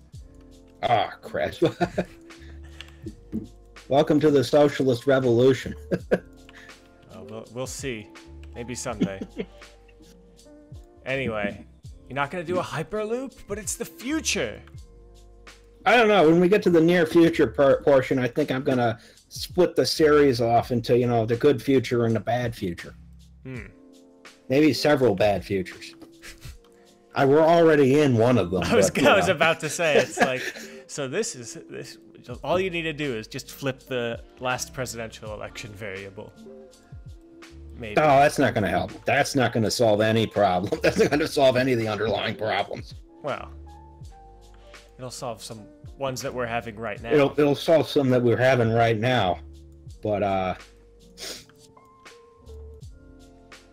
anyway, wait until the Eds and Meds episode. That's gonna be a thing. Oh yeah. I honestly though, I can't wait for like any episode. Like I'm learning stuff while I watch a video on YouTube, and it's not. There you go. It's not presented in like a smarmy video essay way. Not yet. No, we're doing video games. Yeah. That's the thing though. It's like actually nice. You're doing some interesting stuff, and it's always so smarmy in a lot of those videos. A lot of the like. I'm trying not to name names, but. A lot of those. I don't know, some goddamn urbanist, like I don't know. I was talking to my local the 27th Ward Democrats. They hate the urbanists because they're just so smarmy, right? It's kind of like, and they admit that they agree with most of their policies, but they hate the people. Yeah, it's definitely that's such a big problem though. There's an image problem here. Okay, so this truck is taking me longer than any truck has ever taken me before because I'm having such a good time talking. Anyway. There you go, yeah. I think we're getting there, though. I think we're getting there. We've got some bearings now. It's nice having this reference, though. So once again, thank you to Miles for hooking me up with this. It's amazing how much easier modeling can be when there's a good reference, right? Yeah, there you go. Does that thing got airbag suspension? Yes, it does. Fancy. And that definitely won't go wrong when they try to run these things anytime between now and when they get replaced in 2200. Hey, if it runs for 200 years, I think you got a good return on your investment.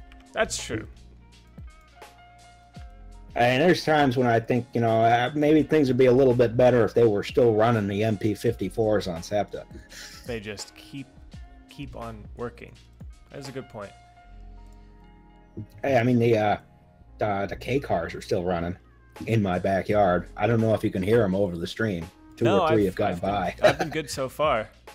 At least one of them is still showing up on the audio for episode 3, so.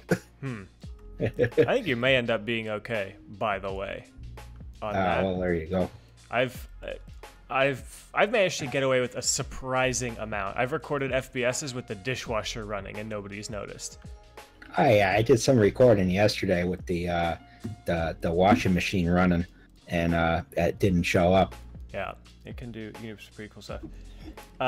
PRR or New York Central? I know your answer to this, and you know my answer to this. Oh boy! We're not going to agree. All right, so we got to meet somewhere in the middle of the country, and I guess we got to fight about it. I think we do need to fight about it. And I don't know. We'll get Uwe Ball followed me yesterday on Twitter, so maybe he can Maybe you can give us some pointers. I don't know. On how to That'd be fight. pretty.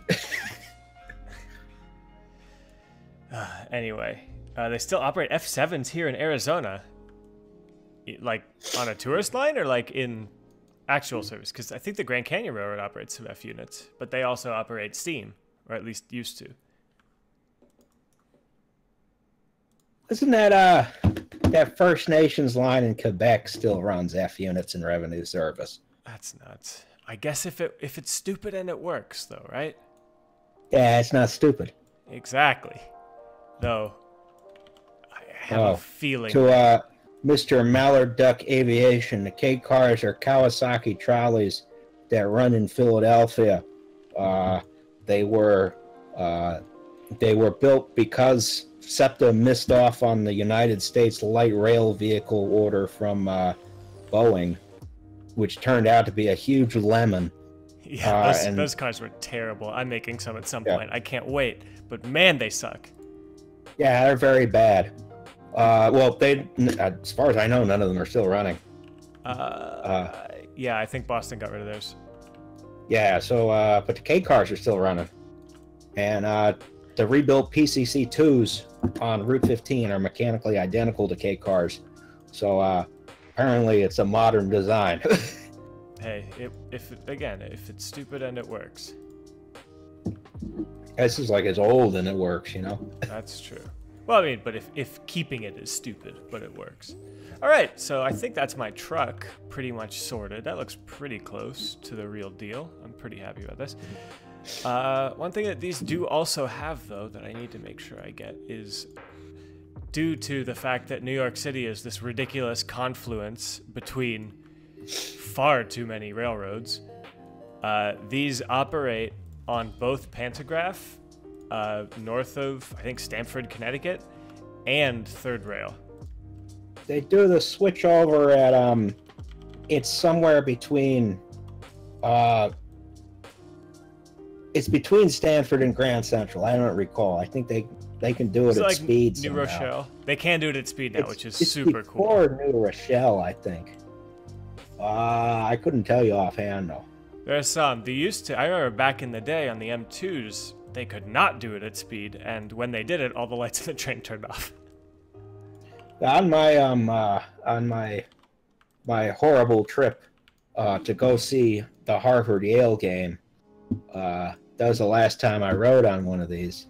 I seem to remember they did it at speed both ways, but also the nice thing about Metro North is, of course, they have a pretty lax policy on alcohol in that, until recently you were actively encouraged to drink alcohol on the train. Because they sold it on the train.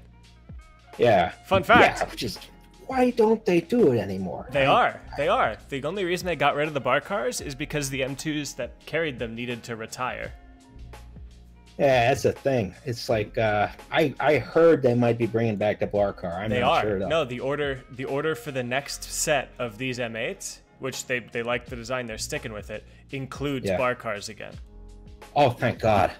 I thank God saying I hate this rise of how do you say it? Teetotalism? Yeah, teetotaling.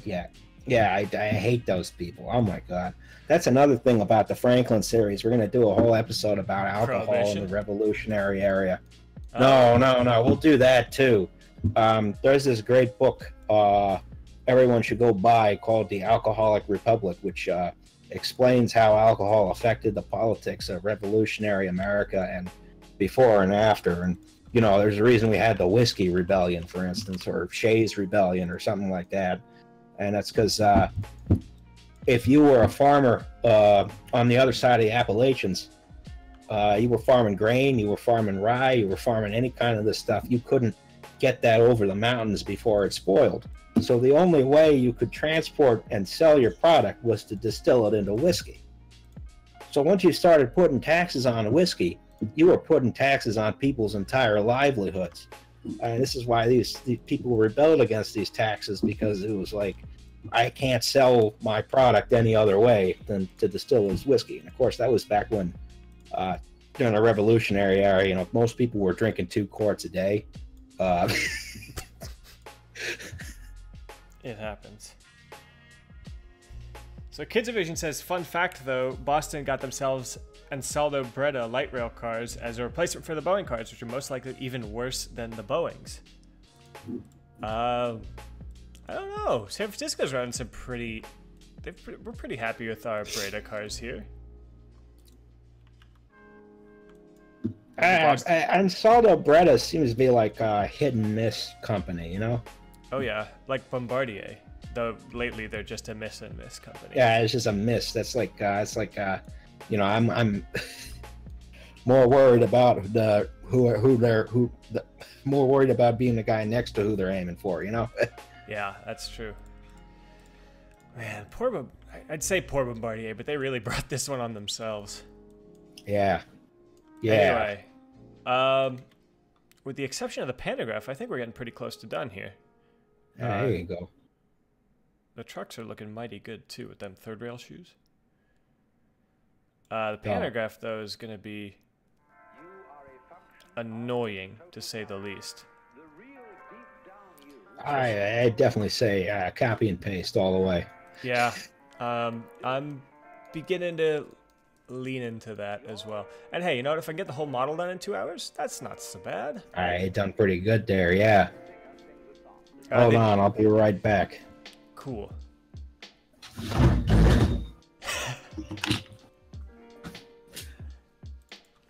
Jesus. All right. He's on his way back now. It's back to just me. Oh God.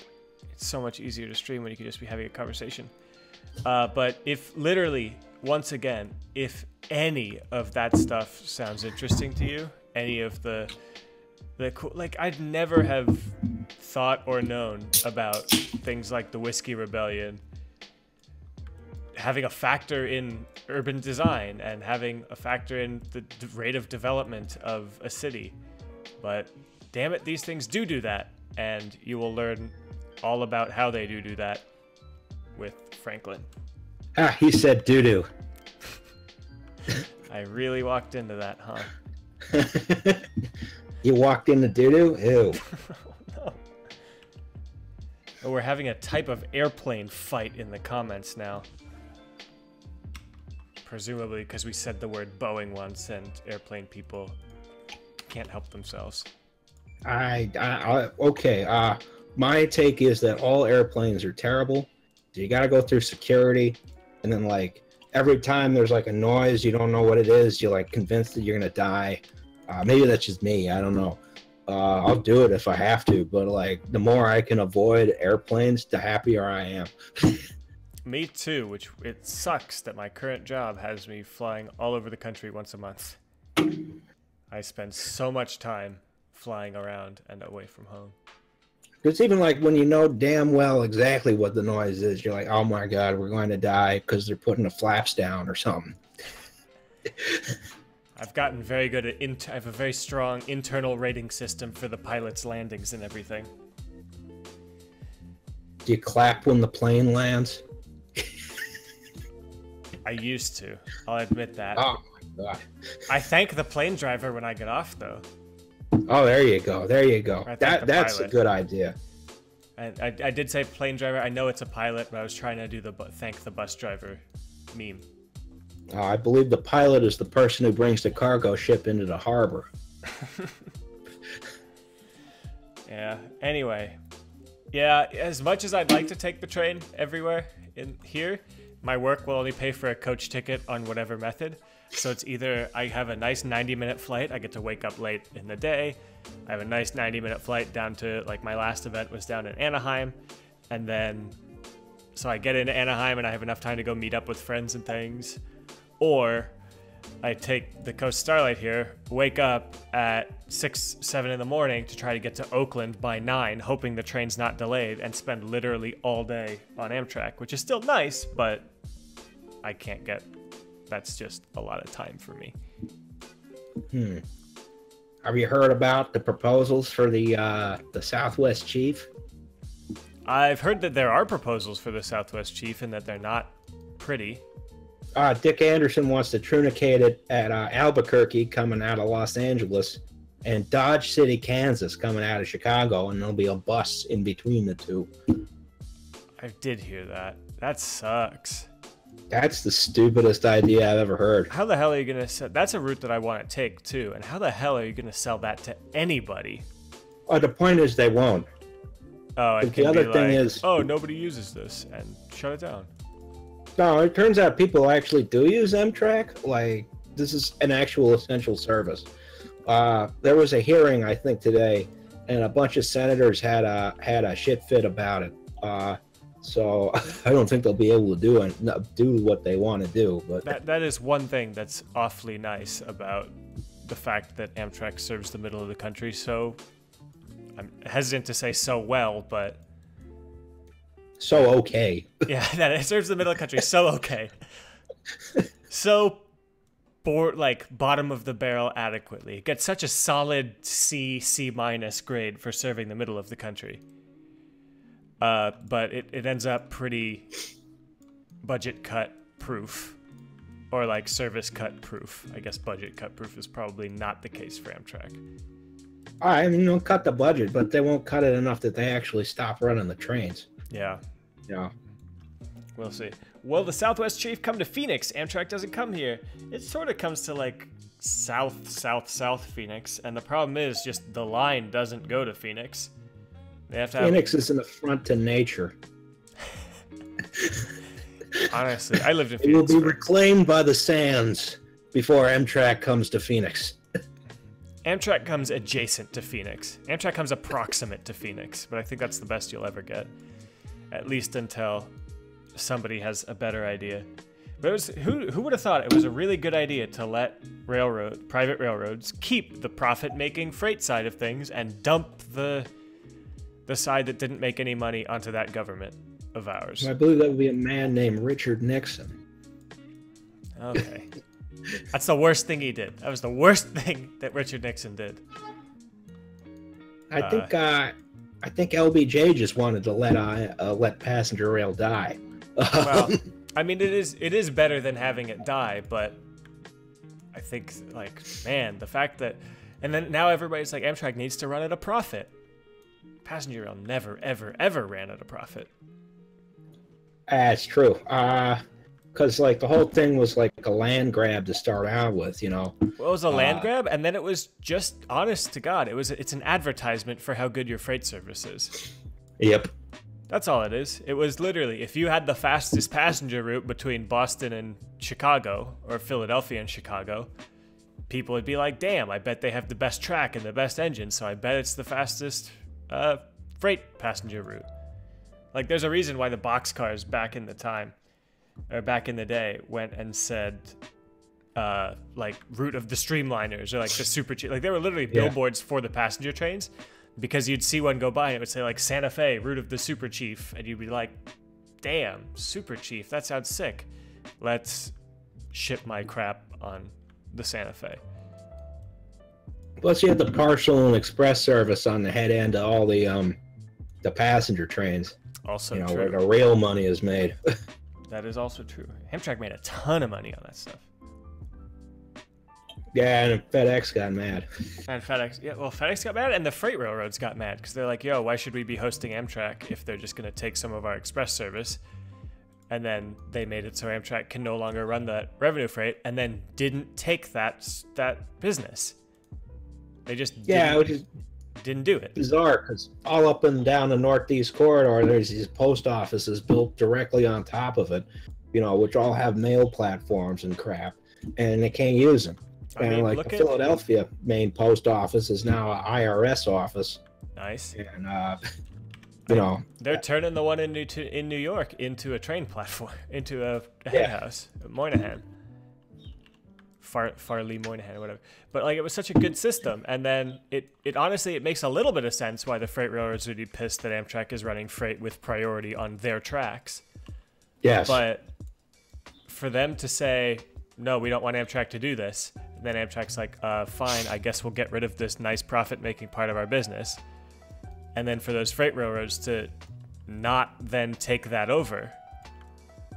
My understanding was there was a credible legal challenge that Amtrak could have done, but they decided not to do it because it'd be a whole big thing. It might cost more than just getting rid of the service. Yeah, I wouldn't be surprised if it also just happened to come at the same time that equipment needed to be purchased. Yeah. And the answer is either give it up or go and spend a ton of money on new MHCs, boxcars, and road railers and shit. I see Mr. Mallard Duck Aviation is asking for our opinion on the Amtrak auto train. There used to be an auto train to Louisville. You can still see the remnants of it on Google Earth if you look. That's pretty cool. It's a fundamentally good idea. It is a fundamentally good idea. I saw somebody suggest, and I thought this was a fundamentally stupid idea, to make every Amtrak route an auto train route, which is really dumb. But that would be very difficult. Yeah, exactly. I think it's I guess really dumb. I guess that's an exaggeration, but I thought that would be just logistically too much of a challenge, but it could be cool if they did something to how they're allowing private vehicles right now, or private train cars, where what you'd wind up having to do is you'd have to have an auto train terminal outside of major cities on and make an extra stop route. You'd get one, and you could get on or off at limited destinations. Exactly. I'd still get on the Empire Builder at Chicago Union Station, and we'd go out into the suburbs, and that's where they'd Naperville, they'd tack on. Yeah, you tack on the auto racks, and all the suburban scum with their cars can get on. And all right, then we'll go to I don't know, what's the next major city on the Empire Builder? Seattle. Yeah, we'll have a midway stop at Whitefish, Montana, or somewhere. Yeah, the Builder is not something that goes through America's most populated areas. Doesn't it go through Minneapolis, St. Paul? Yeah, probably. Yeah, that sounds about right. Well, at that point, you might as well drive to Naperville. Yeah. But even still, some sort of... I think it could be cool to have auto train only trains, which sounds a little stupid. But like a passenger ferry, where something like that.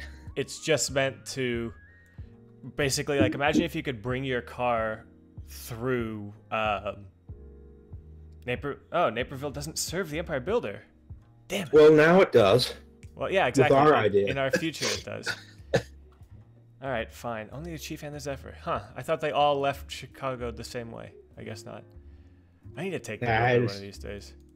They got that weird platform set up with Chicago Union Station where they're all stub-ended tracks. They just terminate at the opposite sides of the same central doohickey. Yeah. And there's 2 through tracks. It's a really dumb way to configure a station, but it's what they did. And now that they've torn down the concourse on top, there's no way they can convert those to through tracks. So and I assume, has anyone seen the new renders for Chicago Union Station with its horrific late capitalism hat? Yeah, it's not great. I saw somebody describe it as looks like a big pile of shipping containers on top, and I don't think that that's necessarily that far off. The thing is, the plan originally. Yeah, it had a design for that, build right? up another 11 stories on top of it with the same cladding. They just decided, no, we're gonna build some glass monstrosity. Hey, non-operable. New buildings look better than old buildings. Yeah. Let me just try and open my window in my new apartment. Oh, it opens a fraction of an inch. God, I gotta run the air conditioning all the time. It's still LEED certified somehow, but I have that in my current building. But the fun part is also no air conditioning. Oh my God. I mean, it's San Francisco, so I have to figure out. And as long as you're okay with literally the weather outside being air conditioning style temperatures anyway, I'm never not comfortable, I guess, but it runs from kind of chilly to kind of toasty. And I have no climate control. I'm gonna cut tiny little in-wall electric space heaters that I'm sure are so full of dust they'll instantly burst into flames. I got I got original wooden windows in this place, which is great. The weighting is incredible. You know, it's just so easy to slide them up and down. I haven't put in the air conditioner yet. It's going to be 99 on Sunday. That's going to be exciting. God. See, and it's going to be in the 90s for 9 days straight. If I need it to be 99 ever, I can just go out, like literally jump on the train, jump on Caltrain, and go an hour south, and it's 100 degrees right now, and it's 60 degrees right here. Yeah, you have to go to your weather in California. Here on the East Coast, your weather comes to you. What's really nice here, so like where I'm at in San Francisco, it's like 60, 70. Here in Oakland, it's like 80. Here across the hill, it's like 90. Here in the valley, 100. I can go to whatever temperature I'd like. Here on the coast, like 60 and cooler, and the beach.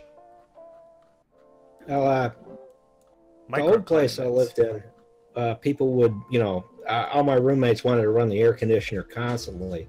The new place, it's like a masculinity thing, you know. It's like, okay, which one of us is going to install the air conditioner first? It's not going to be me. Crap.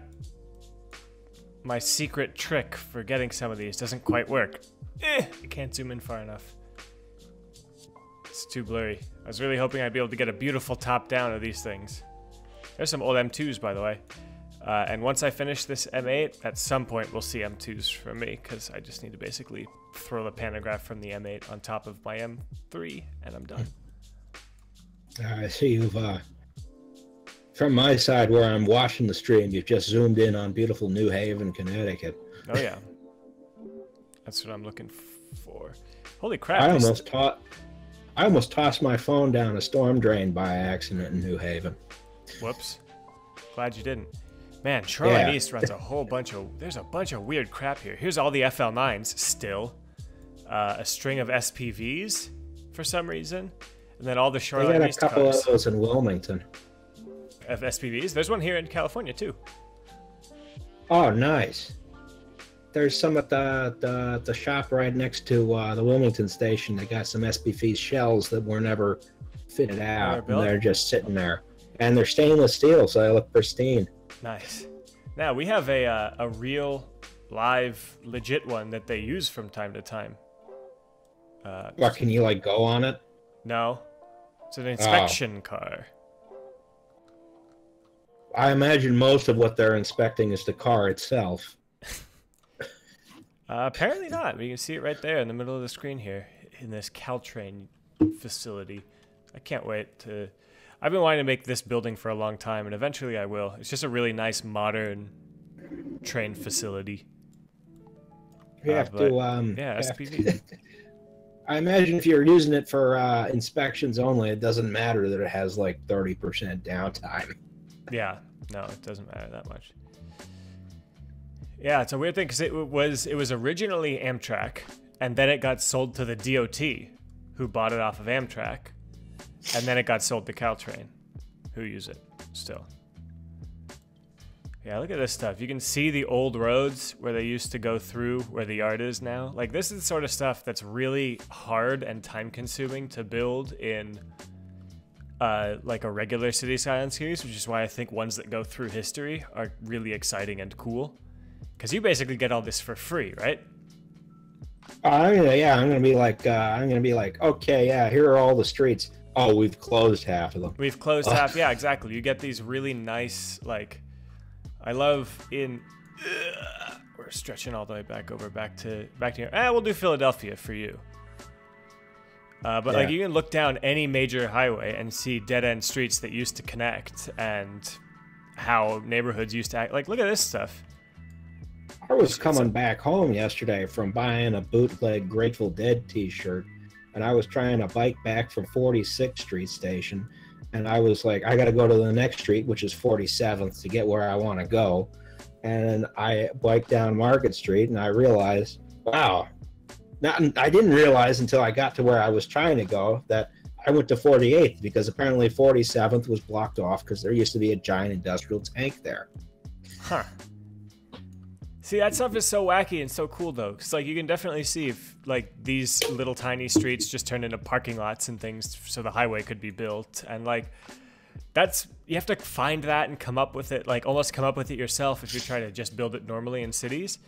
But, like, here, I guess they're rebuilding that street. But, like, I love looking at certain areas and you can see these weird grid-breaking roads and things that used to be or in my favorite places, in some places in New York, weird grid-breaking nothings, because now it's nothing. It used to be some branch of a train line, and now it just isn't. So here's Ditmas. Yeah, so right here you can see at the edge of this, there used to be a curve, and you can watch the old track alignment. I guess that's a really bad example, but there are some spots where you can see like abandoned track that leads to just a big stripe in the shapes of buildings. There's a good one in Newark. You can see quite clearly the line of the old, I think, oh God, I can't remember what railroad it was, but you can clearly see where those new Bergen boxes have been built on the old right-of-way. I'm sure, but it's so clear. Like here, I'm looking at Newark. I don't quite spot it. You probably will as the stream catches up. But yeah, I'm a little behind. I'm seeing you going through Brooklyn right now. Yeah, I was looking for a better example of that. But there's such cool, like, the fact that you can see that sort of stuff still extant in different suburbs. I was actually looking at a tiny little town in Ohio earlier today. What the heck was it called? Like, Ohio. Yeah, Chillicothe. But there used to be a big Baltimore, Ohio rail yard here. And if you look at little old Chillicothe, you can still see, like, here's where it was. It's now just big greenfield stuff and more modern buildings. And track ends and dies, but damn it, you can see it straight through here. In parking lots, in gaps between buildings, in newer buildings, in farmland. Like, you can see that thing. And that track, that right away will continue until you hit new suburbs, basically. Like, and you can track it probably even farther through that if you just cut through suburban areas. There's lots of good ones over in, like, Stockton. There's the fun part is trying to track old trolley and interurban lines. Mm-hmm. Oh, you know, it'd be a fun one to do. What? Okay, cities which have had elevated rapid transit, right? So, Chicago. Yep. New York City. Yep. Pittsburgh. Philadelphia. Pittsburgh. Yep. I guess Baltimore, kinda, and Boston. Then. Yep. Two you wouldn't expect. I don't know. What? Louisville. Huh. And Sioux City, Iowa. I definitely would not expect Sioux City. Sioux City had a 2-block elevated railroad. Wow. It was essentially just, it was, you know, you can sort of see the right of way on Google Maps. Huh. But it was just an elevated trolley that went through its downtown. And then Louisville also had an elevated trolley that got torn down before 1900, I think. Wow. It's amazing. So what's amazing to me is that up until just after World War II, when we completely sold out all of America to build highways, we had a beautiful transit system with interurbans, with good regional rail networks, with good national rail networks, and we just let it all get away. Hey, look, you know, the market is efficient, so, you know, I don't want to hear you bashing the free market in this stream, even though it's your own stream. It boggles the mind, or at least it boggles my mind, how good we had it, and then decided, you know what? Cars. But well, think about all the stuff that's great with cars, right? Is that you could go anywhere. That's it. You know, it was a little. You didn't have to like throw shit in a baggage car, I guess. I don't know. Yeah. I don't know what cars are really because I don't own one. I just have a shitload of bikes. I don't own one either. I want to own a car, but I want to own a car that I don't have to actually use. Like, my dream is to own a stupid car, like to own some like little vintage sports car and not have to rely on it, because if it doesn't want to work, I won't need it. I had to buy a Saab 900. Exactly. That's one of the ones Yeah. I'm looking at. Like a Saab or a... Oh, crap. That's why. A Saab, one of the ones I want is a Volvo P1800. Just these like silly, or sort of silly, little European sports cars. You get a Volvo 850R. Yeah. Yeah, there we go. But like a car that's you don't need as a car. A car that could be just for fun to have. That's the kind of Best car. I can tell, I have the only parking space in West Philly, and I don't have a car to put in it. That's right. You're building like a bar out there, aren't you? I did build a bar. Well, no, I still got to put the tile down. I went down to I went down to the local builder's yard because we have that here, and I grabbed a 2x12 and a 2x8. A 2x12. How'd you some get that deck back screws. without your car? Zip car. Oh, My roommate's zip car. Honestly, I could have walked it. Like, it wasn't that heavy, and it was 2 blocks. It's a bizarre thing. I have like a local builder's yard, and I have a local hardware store. weirdly enough, when I lived in Soho in New York, just because, again, weirdly enough, that's where I found a cheap apartment. Not somewhere you'd expect for cheap, but it was a You really find those unicorns every once in a while. it's a weird place to. I mean, not necessarily a unicorn when you learn that the bathroom was actually 2 different rooms on either side of the apartment, which was weird. What? So you got like the toilets on one and the sinks in the other? The toilets and in then the one, toilet paper is the in the sink third and one? shower are in another one. Luckily, the toilet Oh. paper came with the toilet in the toilet. Oh my The God. toilet's little room. But So- they were off of different rooms even. So it wasn't even like the toilet was in one, and then like you just had to take a quick trip through the living room to get to the sink and shower. Oh no, the toilet was off the kitchen and the sink and shower were off the living room. Oh my God. It was really weird. That's stupid. I get angry when I see like all these new apartments that have like the toilet's in one room and the sink is immediately outside that room. I'm like, no, put it in the same room, please. That's But that's the European standard though, and it makes some sort of sense. Yeah, but it like makes me angry though and upset, and I don't like being angry and upset. So That's definitely fair. yeah. And all the new apartments, certainly like, I don't know, I've been in a couple student apartments here in West Philly. All the new ones are like that. And I think it's absurd. Of course, I think most of the things that students put up with here in West Philly are absurd. But Yeah. especially in the new construction, because it's all terrible. I refuse to live in a house that's less than 100 years old. Point That's blank. probably pretty easy to actually do in Philadelphia, huh? I was gonna say that would not make you a ton of friends here in San Francisco. Yeah, well, fuck them. Okay. I mean, part of San Francisco problem is there just isn't much stock that's over 100 years old because there wasn't much city, and what amount of city that there was got destroyed. Yeah, it's kind of like, okay, I will live in the Painted Ladies or nothing. Yeah, okay. That's a pretty fair way to decide to live in San Francisco. But my general plan for life is not to live in San Francisco.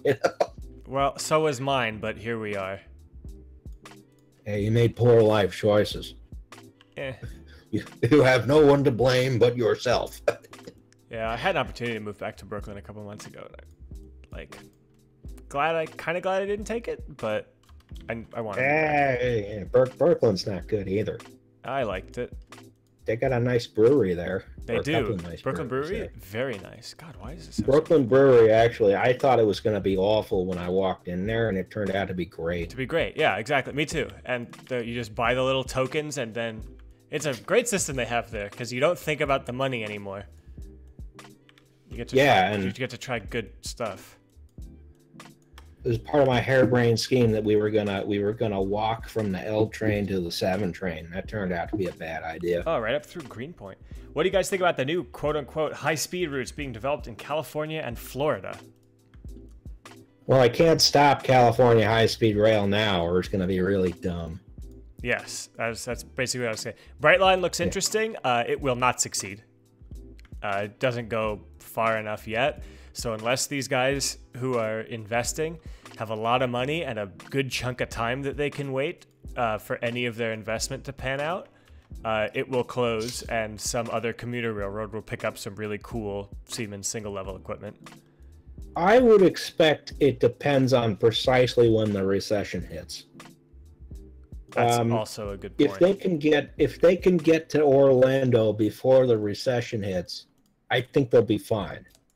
But I don't know if they'll do that. They gotta at least be underway before,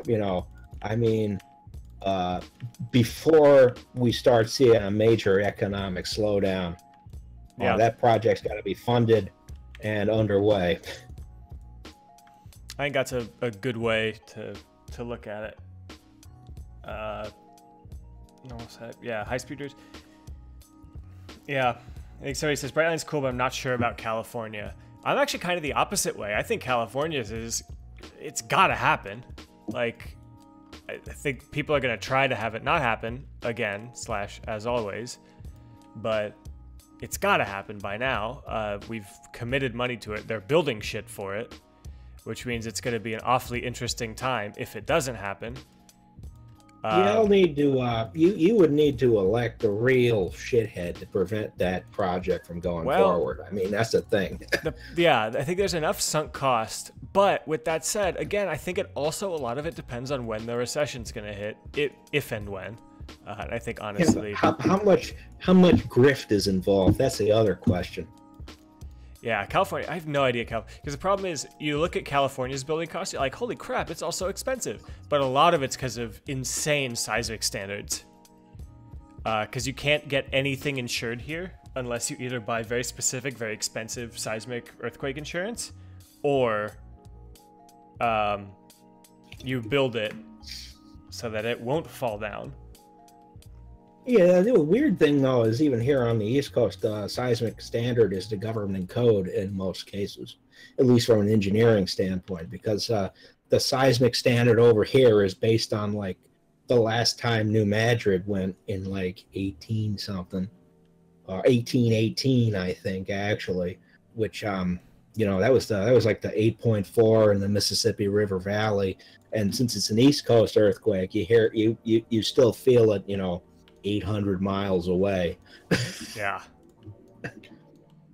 I remember when there was a 5.5 in Virginia, and I was like screaming at my brother, like, get the hell out of the house. Well, that's on you for living in those 100-year-old houses. Oh no, that was a 30-year-old house. That was back in the suburbs. I was in high school. That's fair then. It's a trick. All right. Real quick, what do you think about all this crap at the back of the car? Which is definitely not immensely triangle friendly, but... what I'm looking at is... I don't know what any of that is. Me neither, and there's no good images of it, apart from this top one that I have. I would assume that's like electrical equipment that goes from one car to the other, because that's a married pair. Yes, it is a married pair. I think it is. Honestly, though, I don't know. I want to mirror that in -X. Man, these things are wide. But I guess that's what happens when you have this specific loading gauge into Grand Central. Hey, you got the, that's plate A or plate B. Plate A doesn't exist. That's so stupid. Why doesn't plate A exist?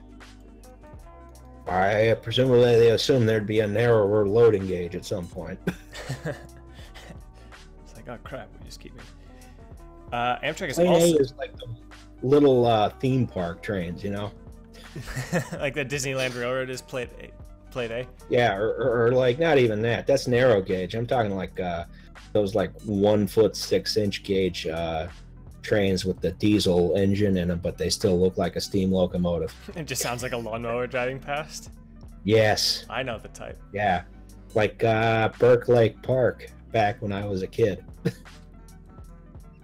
It's got a 4-2-4 wheel arrangement. Wow, that's a lot. All right, Spartan 117ZM. Also, apparently Amtrak's talked about doing a southeast corridor running from DC to Raleigh, Charlotte, Atlanta, then possibly down to Florida. Thoughts? They got to speed up the train south of Washington. They do need Have them to do take Amtrak down to beautiful Roanoke, Virginia. There's no reason it should be 2 hours from Philly to Washington, 45-minute locomotive change, and then 5 hours from Washington to Roanoke. Yeah. If they could build it to proper high-speed standards, which I unfortunately don't think they'll have the money for ever, I think that's a fantastic route in my mind for it. I think they should do the old Pennsylvania, Norfolk, and Western route. Go out to Harrisburg, and go to York, and go down the Shenandoah Valley to Roanoke. That'll probably work pretty well. But I like that idea a lot, actually, because I think that when people are just like, oh my god, Amtrak sucks so bad, it'll never work, the US isn't built for rail, I think they're kind of right. But I think that there's so much regional traffic that they are dead wrong, that people who say that sort of stuff are dead wrong about, and so much regional traffic that could be happening. Things like that southeast corridor, things like, of course, that's the one thing I was, oh, crap, that's why. Things like the only reason people ain't riding the train is because the trains don't go there. Exactly. And the thing that we figured out is that trains are really good at capturing and picking up induced demand all over this country. As much as we'd like to bellyache and say, oh, nobody takes the train, when the trains go there, people take the train. People gotta go to places like, I don't know, Scranton, Altoona, York, Erie, Roanoke, Richmond, Danville, Lynchburg. I don't know. These places are like overlooked when you're like talking about, like, people will talk about like, we got to have this national high-speed rail network. It's like, no, you got to have a national regular speed network that hits like places with more than a metropolitan statistical area population of 50,000. Yeah, exactly. I think it's that. I think that high-speed stuff is nice. I think it's glamorous too, which I think helps at least somewhat with the idea of ridership. Whoops. But I think that really you end up a lot of the times with a good regional network, which is what this is all going to work.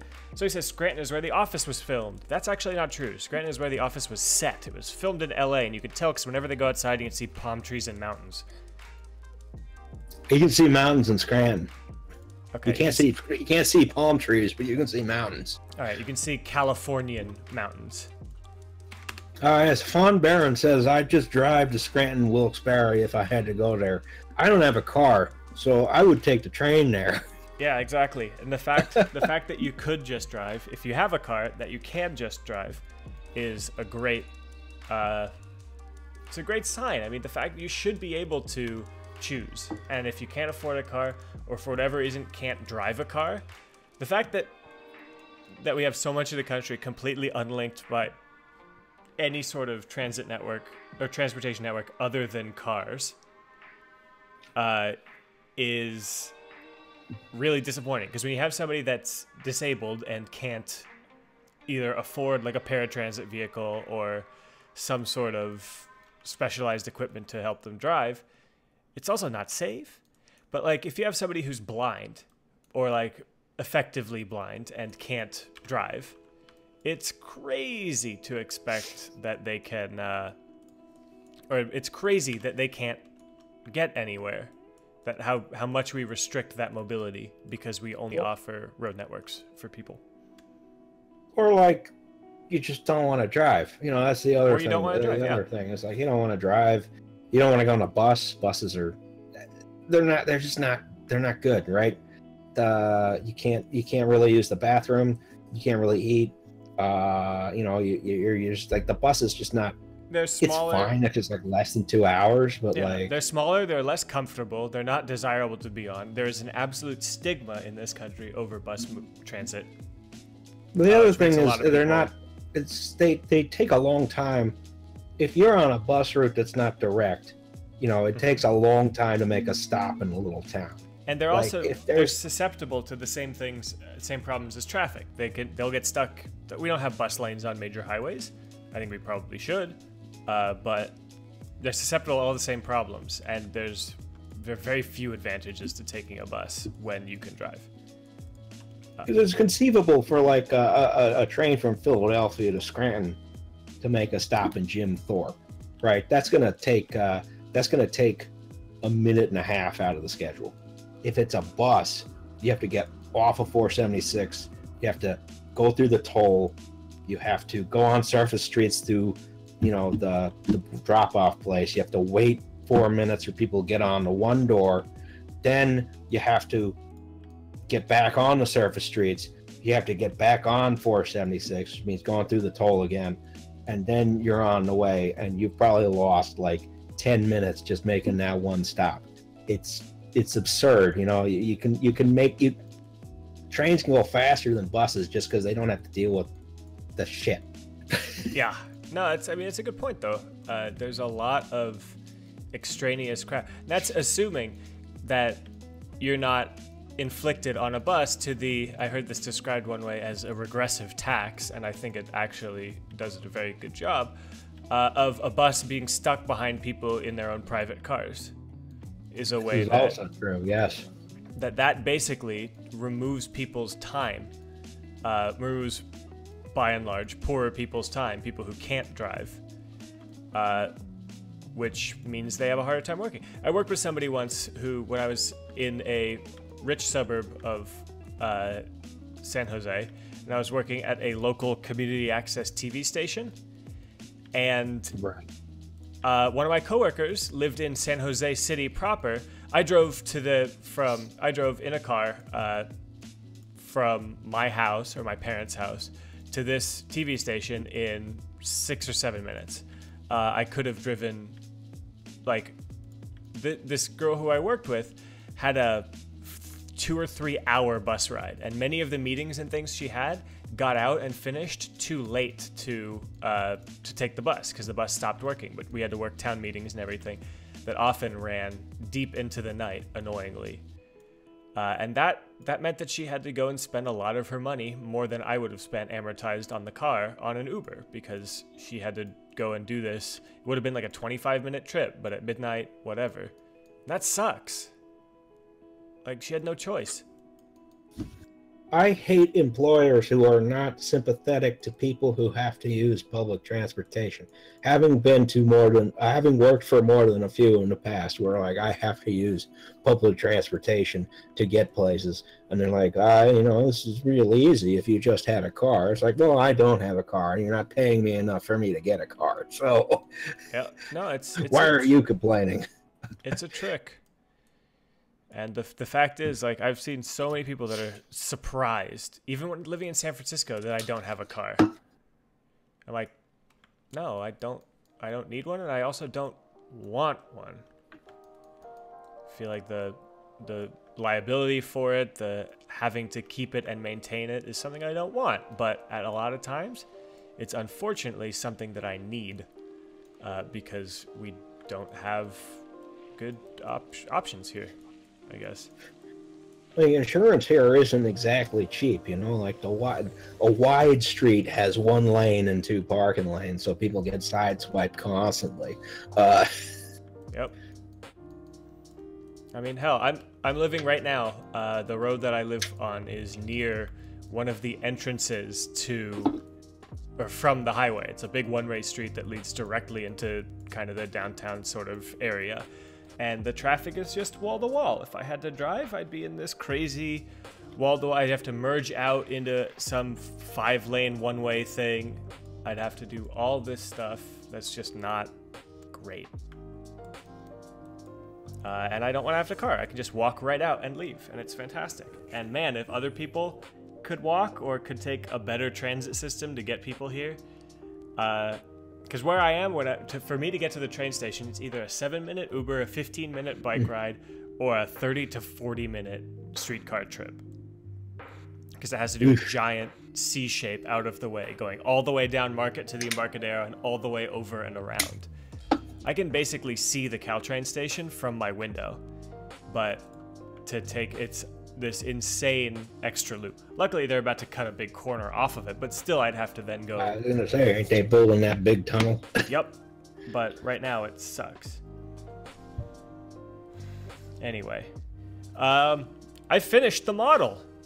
What do you guys think? All right. Hopefully, it'll come on the screen pretty soon. I am pretty thrilled by it, actually. We can check it.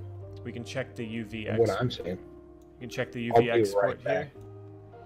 And it's a disaster. Actually, oof, you alright? We might not know. You can see, because come on. I imported a whole bunch of extra junk that I don't need.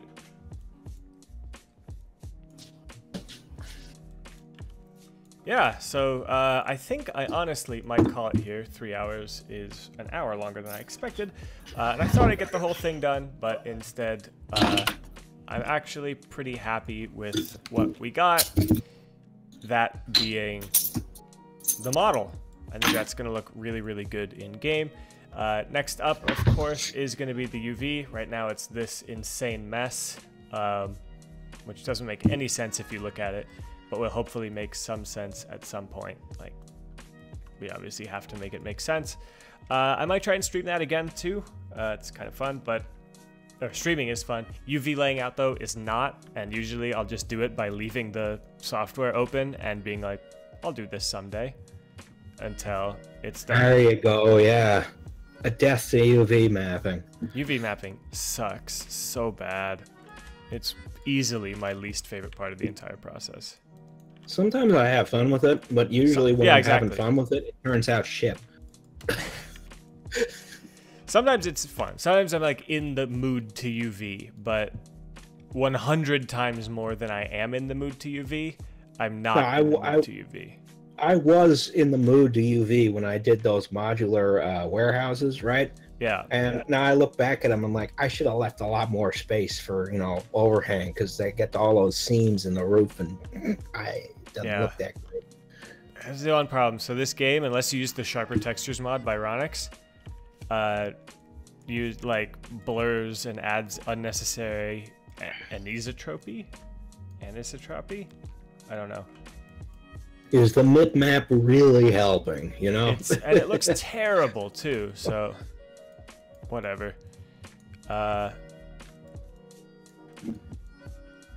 Anyway, I'm thrilled by this actually, and to get it all done in 3 hours, whoops, I want to soften that actually. To get it all done in 3 hours, not too shabby, I don't think. So I'm actually gonna leave it here. Yeah. So. Oh, I see. Kinza Vision says someone is having a beer, and the answer is yes. I'm having a Flying Fish Brewing Company Redfish. They're in beautiful New Jersey. The tap room is not very good, but the beer is very good. All right, with a beer review. Actually, you know what? Crap. Hang on. We're not done. The model isn't yet done. I've got to do my guards to prevent people from falling in between the train and the thing. Actually, crap. I've done this on another train before. What was it? No, I'm not gonna do that. It was on the Bombardier multi-level, and I'm not gonna. No, crap. It's the exact same design. Actually, no. It was a Kawasaki multi-level, so it probably is exactly the same design, huh? But I'm not done with it yet. Whew. That was close. I almost finished this before actually finishing this. course, this is back before I started cataloging things in a smart way. Oh my god. ALP 46, that's right. Multi-level car. Doink. I'll just bring the whole export in. Yes. When did Kawasaki do multi-levels? They did them for New Jersey Transit. I thought those were Bombardier. These are Bombardier. You're right. These are Bombardier. But Kawasaki did do multi-levels for Mark. And Boston. All right, yeah, because I remember when I was in high school, I was riding VRE, and every once in a while there'd be a train that come through with the Kawasaki multi-levels, and I was like, oh, one day I'll ride those. One day I'll ride those. I never did. Hey, not yet. They were never on the Manassas line. They're still riding them. They're still running them. Oh, now VRE is exclusively the Sumimoto gallery cars. So. Yeah, I was gonna say it's the same as they are out. Well, actually, ours are NS. And all the conductors, rather than use the gallery car for an advantage, which is the only advantage to the gallery cars, is that you can go through and check both levels with of tickets on sweep. one pass. Yep. Do they not do that? No, they go up and they check on every single corridor, so it takes 5 times as long per car. It's the stupidest thing. That railroad went downhill after they got Kialis instead of Amtrak to run it. They used to give you candy on Halloween. Whoa. They don't do that no more. That is deluxe. Mm-hmm. It was great. I want a railroad. They had a commuter run newsletter and everything, and all that went away. Oh. I remember back when Amtrak used to run the MBTA when I lived outside of Boston. That was nice because every once in a while they'd just sub out equipment for Amtrak equipment when they were missing a locomotive or something. There's some service. There you go. It was a lot of fun.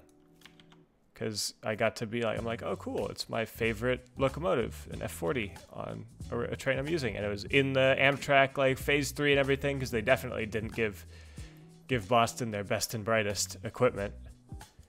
You ever go to New Haven and you see the leased P40s or whatever they have that in the Condot is using, and they look like they look like they have not.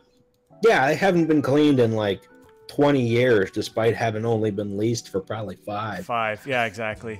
I mean, it's the P30s. Amtrak was done with them as soon as they could be. I was looking at them like, this is hilarious how bad this is. I feel like I'm in, if you ever look at the guy with the model train set, the Franklin and South Manchester Railroad, which just has absurd amounts of weathering. No. And I'm like, this is where I am right now. Yeah, no, it's definitely a little filthy on some of that equipment. Okay. I'm gonna do this. Negative in X to get that mirrored nicely. And now I'm done. Now that I have the don't fall between the train when you're walking, or don't. I don't know what those are for. I think those are so you can't board through the middle. I think they're sort of. I thought they were buffers between the trains or something like that. I don't know what they're for. I know in New York it's so that you can't crawl in between. Anyway, Fawn Baron. I'm gonna open this up to questions as well. So if you have any questions for either of us soon, I'm wrapping this up in like 2-3 minutes. Actually, maybe like slightly more because I started late. We'll try to get this to like exactly 3 hours. He asks, what is my, having lived in New York City, what would you say is my favorite model of subway car design-wise and to ride?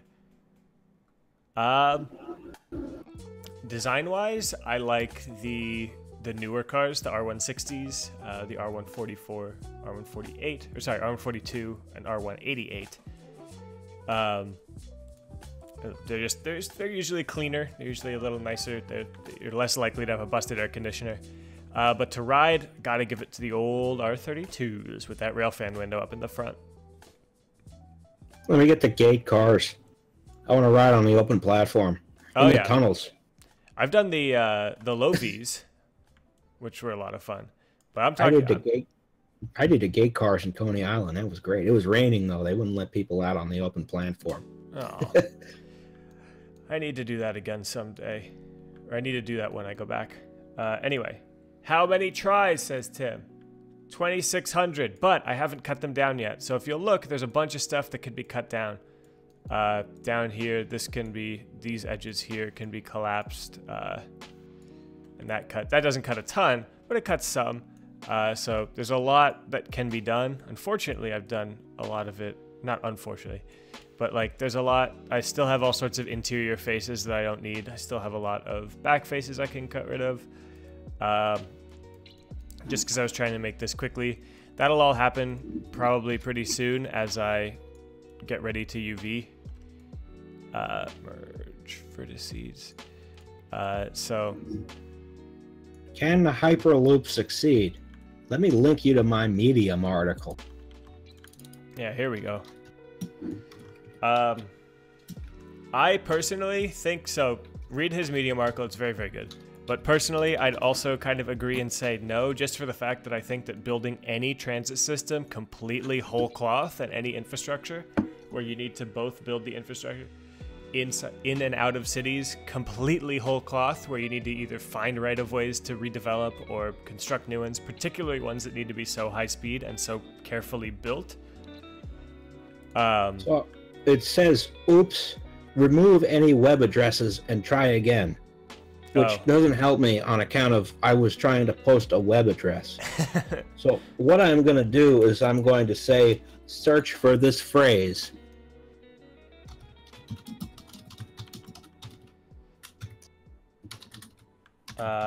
Anyway. And then go read the article. My point is that even if the engineering is sound, which I have serious doubts about, the pricing will be awful. There's no way you can actually transport a meaningful amount of people through the Hyperloop as it's currently envisioned, just because there's going to be so much induced demand, right? Yep. Because like somewhere where like East Baltimore is, or excuse me, West Baltimore is going to be the same distance from, you know, Manhattan as Williamsburg is. Time-wise, right? So you're gonna see a huge amount of people like, well, I'll move to Baltimore because it's cheaper, you know, while maintaining their high dollar New York City finance jobs, and it's gonna just wreck everything. And the other thing is everything leaks. You know, the thing is like trying to keep air out is hard. Trying to keep water out is hard. I don't have a lot of confidence that you can maintain a vacuum or near vacuum that large for that much of a distance. I mean, you know, this is just another atmospheric railway. We've been trying that since Isambard came to Brunel. It's never worked that great. Although, 7-foot gauge is the correct gauge for railroad equipment. All right. Yeah. Oops. I pretty much agree with that. It's going to be a trick if they try and do it. I think that right now it's an incredible distraction from real problems and real transit infrastructure that we could be building. Like the news about Chicago investing in one to get from downtown to the airport when they already have a mass transit line that does that, I think is an incredibly stupid idea. It's a distraction from real problems. It's an excuse not to have to remove funding that could actually go to Chicago citizens instead of people trying to get out of Chicago. I mean, Rahm Emanuel is one of the worst people on earth. And also, all you have to do is speed up Metro. You know, there's already a station. Yeah, no, there are plenty of non-Hyperloop solutions that would be less disruptive, less whatever. And I'm super bummed, I guess, to see that Hyperloop is getting all this insane attention when better ideas should be happening. Anyway, that's it. I'm done with the model for this. Expect it to come out as soon as I get motivated enough to do the UV and then to do the texture. But we'll see, because streaming is a very good motivation, and I've had a lot of fun right now. So, thank you, Donate, for being here. This was fun. Oh, no problem. Please subscribe to my YouTube channel, and All right. For sure, check it out. There's another episode of Franklin coming out Saturday or tomorrow? Saturday at noon. Yes. Saturday, noon East Coast time. But don't forget, tomorrow, my channel, FBS, I think 7 o'clock Pacific time, so 10 o'clock in the morning, East Coast time. So enjoy. Actually, it might be 7 o'clock East Coast time. I can't remember. But tomorrow morning, at some point in the morning, FBS. Yeah. Just log on to the YouTube. It'll be on your subscriptions, hopefully. Hopefully. If you're here, it probably will be. So anyway, that's about it. Thank you, Donate, for coming. Thank you. No problem. All of you guys for coming. I've had a nice time, and I'll do this again soon. Sounds like a plan. All right. All right. Thanks so much, guys. And we will see ya. Auf Wiedersehen.